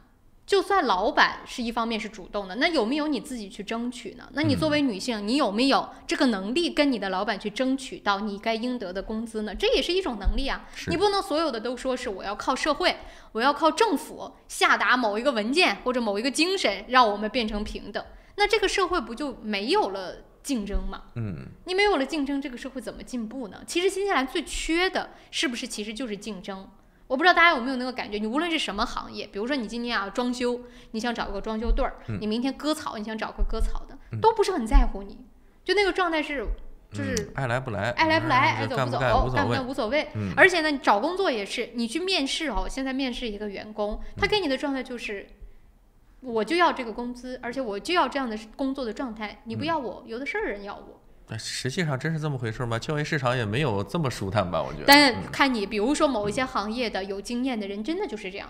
那倒是奇货居奇。对，而且比较专业性的，还是有经验的，就是这样。所以说现在雇主做的好艰辛，也是很艰辛啊。尤其是你说这个工资，你说涨好事坏事，这个咱们先放下不说。但是你这种一下1块多的这种往上涨，很多雇主也是受不了。你看，就说穷忙族不也是一样的吗？就说你是最低工资，比如说你的工资涨了，但你架不住你租金也涨啊。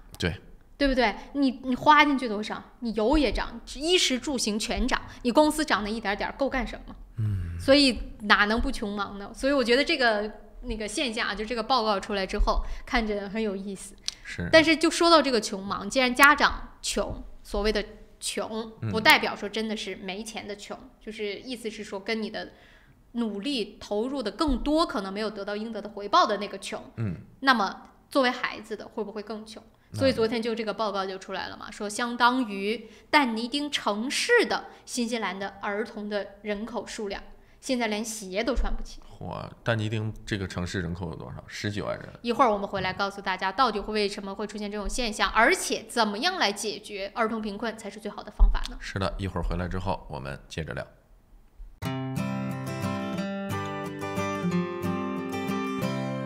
我是慕斯，我是健康睡眠系统，我的使命就是为地球上的每个人铸就美梦。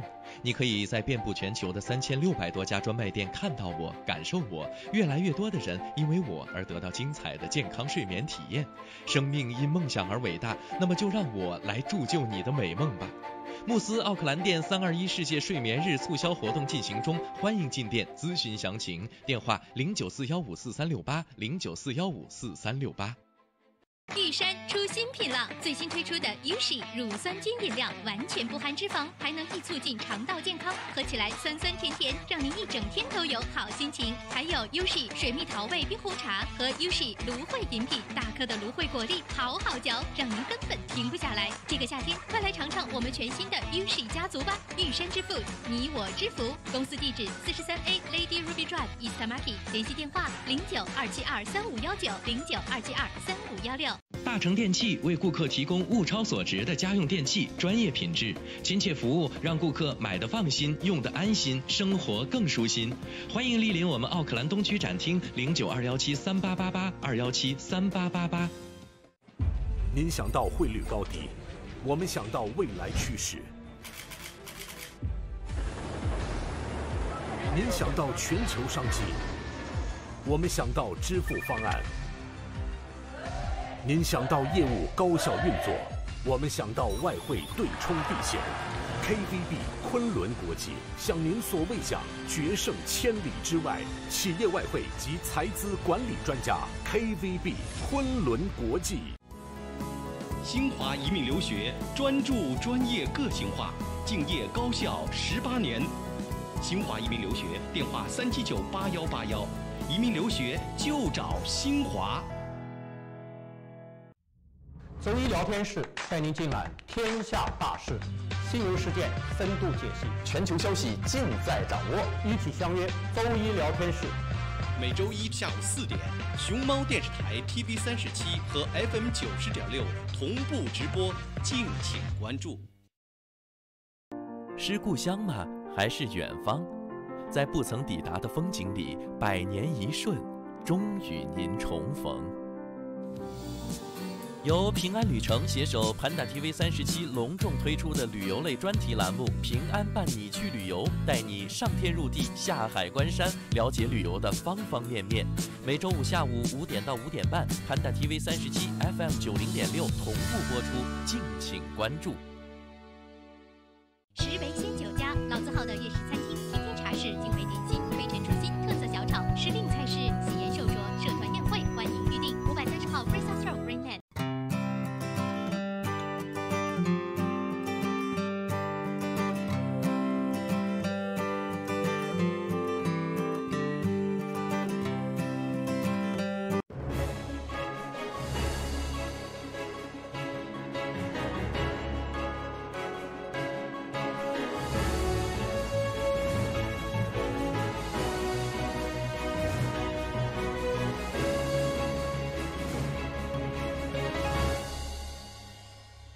朝闻天下由春丝面条冠名播出，春丝面条丝丝真情，中国挂面知名品牌。欢迎回来，您现在正在收看和收听的是由潘达 TV37以及 FM 90.6正在为您同步直播的《朝闻天下》，我是志鹏。大家早上好，我是小娇。9点33分啊，继续带给大家新闻的内容。刚刚说到了穷，我们来说说儿童贫困的问题。这是2019年的年度儿童贫困监测报告，昨天呢是正式出炉了。按照这个报告的内容呢，我们的这个所谓的儿童贫困问题没有得到解决，反而不能说是特别的严峻了吧，但是没有任何好转的迹象。是，其实我在琢磨的就是关于这个儿童贫困。其实儿童他本身年龄比较小嘛，也不可能说自食其力自己赚钱，所以儿童贫困是不是其实就是家庭贫困嘛？对，所以说现在呢，我们看到这个数字，就是说基本上有14.8万人这样的儿童啊，就是连鞋都穿不起，也就是刚才咱们说的，相当于但尼丁的全市的人口的这么一个数字。是，所以他们怎么样去恒定说这个是不是贫困家庭或者是贫困儿童呢？怎么是真的就说去问了他你是不是买得起鞋吗？并不是，它这只是一个就是类似于像形象的说法，其实就是说，如果一个家庭他收入的中位数的应该说是新西兰的中等收入的一半，这个家庭都达不到，那么他们就属于所谓的贫困家庭了。比如说中等收入是7万，那就等于说他们家庭收入可能连4.5万都没有，就是收入。那这个是在支付过3.5万都没有住房开支以后剩下的这个就算可支配的这个金额，就算是可能给它定义为属于贫困家庭。但是你除去了这个住房开支之后，你还要交其他的东西啊，比如说什么水电呀、通讯。对啊，所以说3.5万，就我意思啊，就是说很不够嘛，所以就证明说它是属于贫困的阶段。如果要是加上就是不抛出房子的价钱，还是只有中位数一半的话，那就是极度贫困的这样的一个家庭了。所以它是有一个衡量的标准，所以才出现了说有14.5万，基本上呢都是处于这种贫困的状态的。那么现在就知道了这是一个现象。我们也知道呢，总理杰西达·邓对于儿童贫困这件事情是非常非常关注的。一般啊，总理都会身兼某一部的部长，一般也是就是他最关注，或者这届政府最关注的议题，他会担任部长。比如说张 Key 当时担任的就是旅游部的部长，那么现在杰西达·邓担任的就是解决儿童贫困部的部长，所以你可想而知他对这件事情有多么重视。但是2年过去了，这2019年底了哦，并没有什么所谓的起色，怎么办？那么现在这个人权委员会，或者是说做这份报告的儿童的事务的专员就说了，其实解决很简单，2种方法，一就是要加福利。他说，而且你不能是只是比如说听着好听，你一下子什么拿出几个亿，真的平分到每个孩子身上，那才多少钱呀？根本就起不到任何作用。所以他说，你要是加福利，就至少要增加20%到40%的福利。就按照现在的这个基础上增加这么多，基本上相当于政府可能要额外拿出20亿纽币的支出。就为了买鞋。没有了，我知道啊，就是说在所谓的这些连鞋都买不起的这个孩子身上，要多支付这么多钱，对吧？才能够解决，类似于说解决他们的贫困问题，这是一方面。另外一方面，还有一种方法是什么？就是直接加最低工资。因为他所谓的说你这些贫困家庭，你那个收入那么低，那肯定你的就是要不然就是基本上就是只有一个人工作，然后还得拿着最低工资，才能是说他的这个收入标准嘛。那你另外一个方法不加福利也行，你就直接加最低工资。反正就是两波，要么就是因为要考虑到一些怎么说呢，就是他没有工作的。那他只能靠福利了，那福利的增加对于他们来讲，生活是得到了改善。那么另外一部分呢，如果说他真的是工作，但是有点类似于刚才上一节咱们说的这个穷忙族，那在工资上面给他能够提高一些，那可能对生活也是有改善。这个从道理上说是没有问题的，但是我想说的就是，如果这个真正实施的话，能不能我们就是半开玩笑的说，能不能真的这个实施了之后，就让孩子能穿上鞋了，或者换句话说，你这个钱真的给没给到孩子？我们的这个画面现在有一点点对切过来了，对，但是还是我们有背景，它有一点这个淡入淡出的效果，这是我们导播特地设置了这么一个特效啊。我们先看，anyway 了，先不去管它。这是救世军的一个算是礼物呗，就是就现在的状态就是这样嘛，就说呢，大家怎么样能够解决这个儿童贫困？那给钱，会不会是一个解决问题的办法？现在就是大家所去关心的嘛。而且这个给钱这种办法，它是一个短期的，还是能够保证它长期有效的？长期给呗。对，那对于政府来讲，这又是增加了一点负担。20亿嘛，他不说。虽然说我们是真的是想要帮助这些孩子，包括今天在没上节目之前，小娇跟我提到这个新闻的时候，就觉得，哎呀，就是觉得这些孩子们真的是特别可怜。你现在夏天还好，有很多孩子他有鞋他不愿意穿，光着脚乱跑，对吧？但是你到天冷的时候，冬天了。怎么办？其实是真的，就是我们可能身边因为接触不到，但是真的是有这些孩子，他们可能有上顿没有下顿，他们甚至是可能没有爹妈在身边去教育他们、培养他们。你说他们也没有也不是说自己选择来到这个世界上，就这样，你说这是很可怜。但是你说这个钱真的给到爹妈，用福利的方式还是用工资？我觉得倒还可以。对吧？你就不用说最低工资了，你涨最低工资可能会有对于很多雇主来说啊，或者对于经济的影响过大。但你可以这样嘛，就是说领着只要出去干活的，你也同时给福利嘛，这起码它是一个在朝着正确的方向去走。但是你说光提高福利这件事儿，你拿到钱真的会干嘛？太难说了，对不对？没错，所以这个事情看吧，该帮的还是要帮，但是钱花到正地方，切实的帮助这些孩子，其实是很重要的一件事情。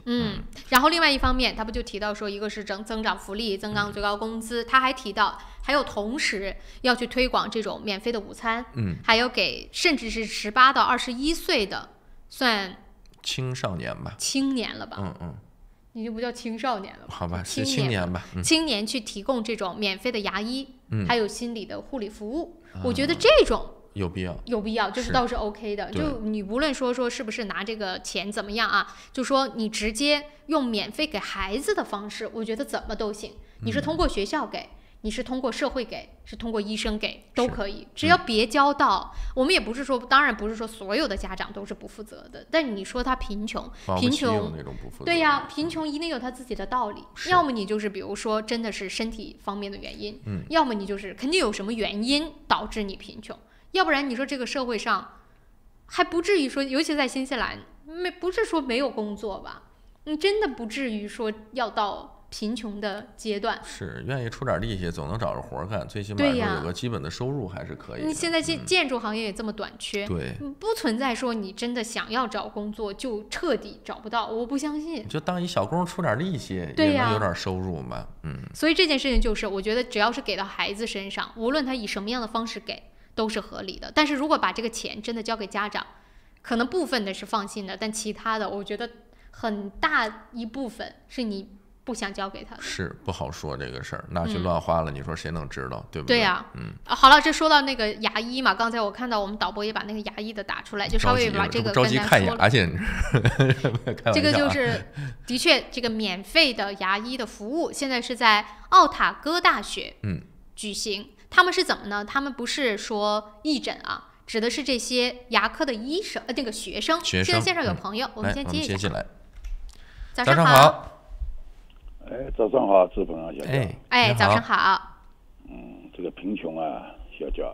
你们属于穷忙族。对。那平均的孩子14万是这个统计的数字，就光统计的数字，怎么没把这个贫穷的原因多少说一点出来吧？对。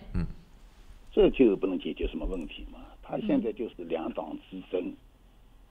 你工党就争了，国家党拼命的倾向国家党这个不管是你们那个新闻媒体也好，拼命的把社会上的那种贫穷的现象也好，那个不安稳的现象也好，把这个数据拿出来。这个是我们政府出的啊，还不是国家党说的。还不是国家党说的。对，是政府自己出的。那么他干嘛不把那个贫穷的原因统计一下？这14万中，我想在新西兰不应该有这么大的量吧？孩子对呀，不起来。他们这什么原因呢？他哪怕没有最低工资的话，他也有政府的那个福利嘛。福利嘛。那么好的一个国家，那么好的福利，我想连孩子都穿不起，那就是他的父母把这个钱，要么就是抽烟，要么就是喝酒。对，就喝酒挥霍掉。好一点，抽烟的话，那这孩子鞋肯定穿不起。4年前12块一包烟，现在已经29块了。对。那么你国家不是每年有137亿的那个烟上面这个收的税嘛？把这个税再退还给这些人，不是一样吗？可是关键就是你给家长身上，他还是用不到孩子身上呀，对不对？关键就在这样。你哪怕孩子再给他，因为他没有那个自理的能力的嘛，要靠那个家长去把他安排的。但家长他拿到钱了以后，政府每周多给他个50块、100块，他拿到第一件事赶快去买个1箱酒，买个3包烟，那孩子还是没鞋穿。就是呀，没错，你说的非常对。来，因为时间的关系啊，政府救济的话，应该是买鞋或者衣物，直接给孩子，直接给食物。好，因为时间的关系啊，不好意思，我们这得赶紧稍作休息一下，我们来进广告。谢谢这位听众的分享啊，好，谢谢，拜拜。他说，就是我刚才说的嘛，你给了钱给到孩子身上多少？给食物的话，比你给钱可能可控性更强一点。但是这一节时间关系啊，我们稍事休息，一会儿广告回来之后接着聊。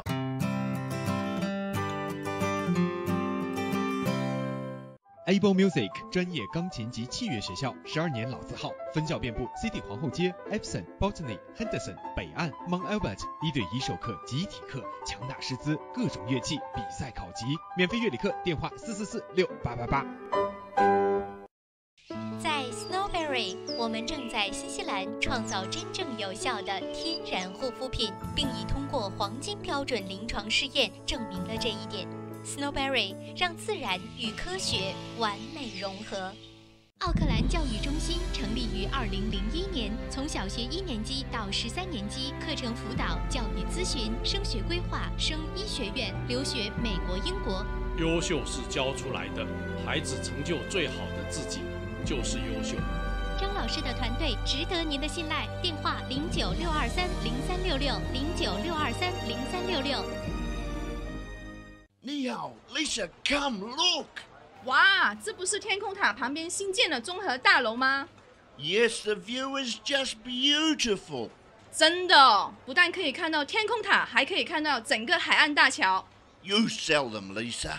来吧，如果你想拿到最新的图片、价格表、宣传册，现在就给我电话022-1948-160，022-1948-160。Go, go, go, call Lisa quick。大成电器为顾客提供物超所值的家用电器，专业品质、亲切服务，让顾客买得放心，用得安心，生活更舒心。欢迎莅临我们奥克兰东区展厅，092173888，2173888。平安旅程，新西兰华人的一站式旅游服务团队，提供特价机票、定制旅游、度假套餐、旅游包车，1周7天，每天12小时，竭诚为您服务。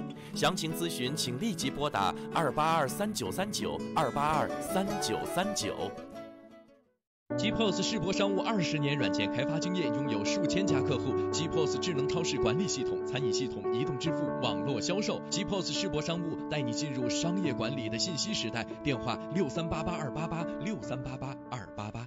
这里是新西兰，传说中的长白云之乡，神秘的中土世界，更是当仁不让的人间天堂。这里妥妥成为了旅游达人的打卡圣地，因为天生丽质那是不用说了，后天的努力保护更是不能少啊！面对严峻的生态考验，我们一起在行动。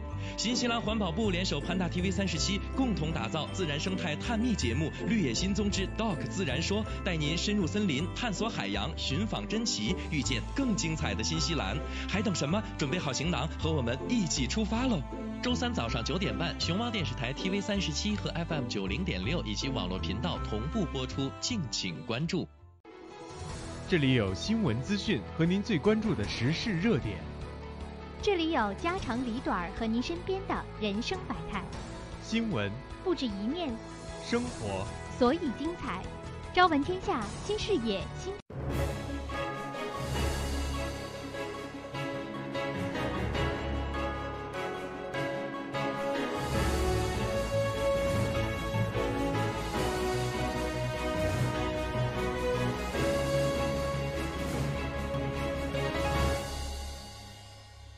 朝闻天下由春丝面条冠名播出，春丝面条丝丝真情，中国挂面知名品牌。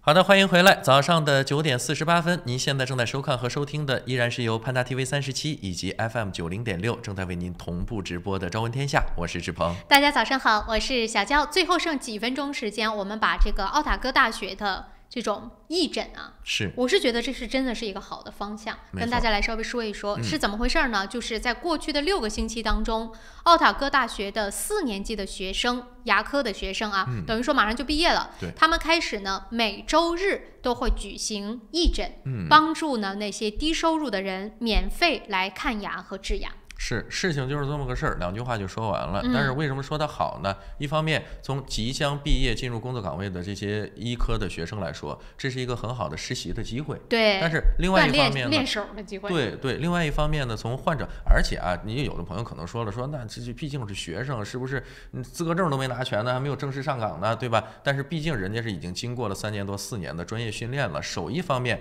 对吧？是没有什么问题的，而且它也就是简单的。对，真的你要问题大了，他们也不会动手，他们也不会处置。对，那另外一方面来说呢，对于一些可能家庭相对贫困一些，觉得看牙对自己来讲经济方面压力还是很大的朋友，那通过这个义诊呢，也能够很好的解决自己的实际问题，这是一举两得，一石二鸟，一箭双雕，对吧？我是觉得是非常好的。当然，这个义诊不是一个。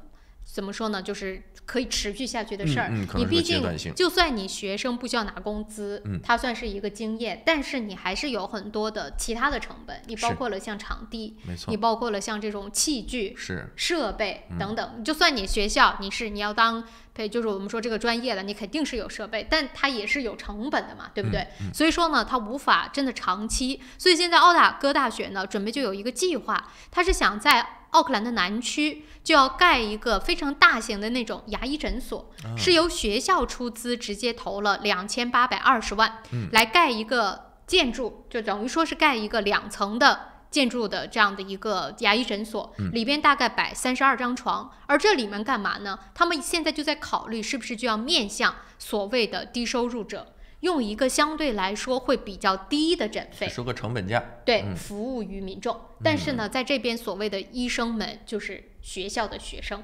啊，这个有点类似于就是那种叫什么实习基地的这么一个概念，有点像，他肯定会有专门的老师或者是真正的牙医在那边指导，对，但是只不过可能上手的会是这些学生。其实我觉得这是个好事，但是反过来，就像刚才其实广告休息的时候跟小娇我们就开始在讨论这个事件，也有可能有的人觉得这个事情对我很怕，就是听起来就觉得你说是不是双赢？学生们锻炼了，有了实习的机会，出去找工作也容易了，对吧？而且大家就等于说你还服务了社会，你解决了政府你没办法给大家全免费看牙医的这个问题，对不对？这不是很好的事情？可是我就说啊，新西兰人很容易出现什么现象，就会有人开始抱怨，那凭什么我要用经验不足的医生，你就用的是经验足的？不是，咱俩有啥区别？关键是说有的这种简单的修修补补啊，真的憨豆都看过吧，自己都能修牙，对吧？自己拿着这个小钻头的。当然，这是说这个憨豆是一个特殊的例子啊，就是具体到咱们现实生活当中，那简单一点的东西，入门级的这种，完全可以有一些经验的医学生来做。区别，我告诉你，肯定就会有人说，肯定会有人说这个，那是没有你，那不是你的牙。如果是你的牙，你有那个，比如说能力，你会选经验足的，还是选一个学生？啊，那这倒是，对不对？这倒是。但是如果是小毛病的话，我觉得相信学生没有错，真的，我话就搁到这儿，不是说我光空口说说，真有这样的，我愿意去尝试一下啊。如果说不需要用到这种难度非常高的这种技术的话，是，主要就是我估计老百姓也很难去判断什么叫技术高的。什么叫技术低的？这倒是，本身这个牙医啊，为什么说贵，也是因为它有很多的这个。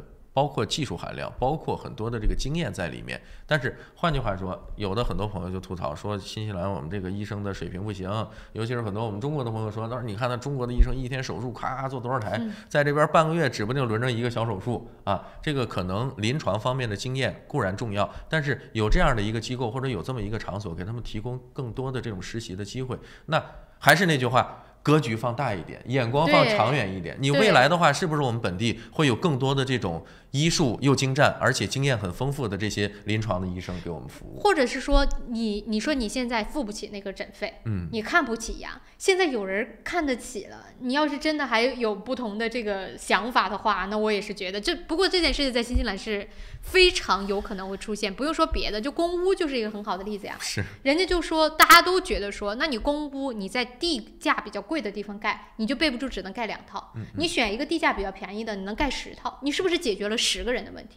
但这边不让啊。那这些住公屋的人会说，凭什么我要住在偏远的地方呀？凭什么？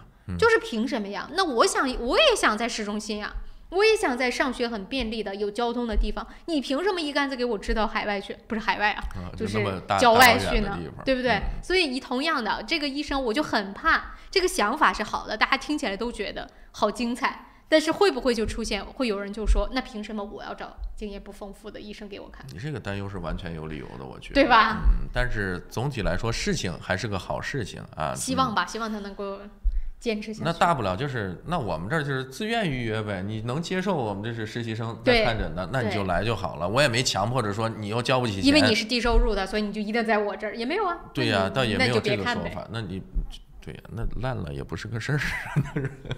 所以啊，这件事情就跟大家来说到这儿吧。我们也是希望啊，我是希望这个计划能够真正的实行下去。这对于新西兰来说，我觉得是一个非常利国利民又利学生利未来的好消息。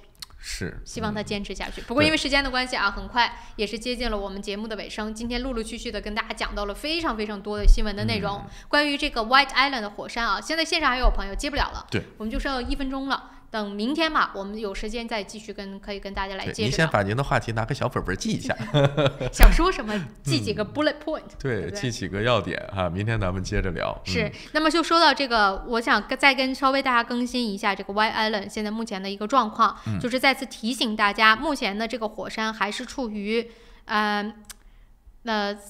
就是3级的这样的一个级别，不稳定，所以就大家呢不要去。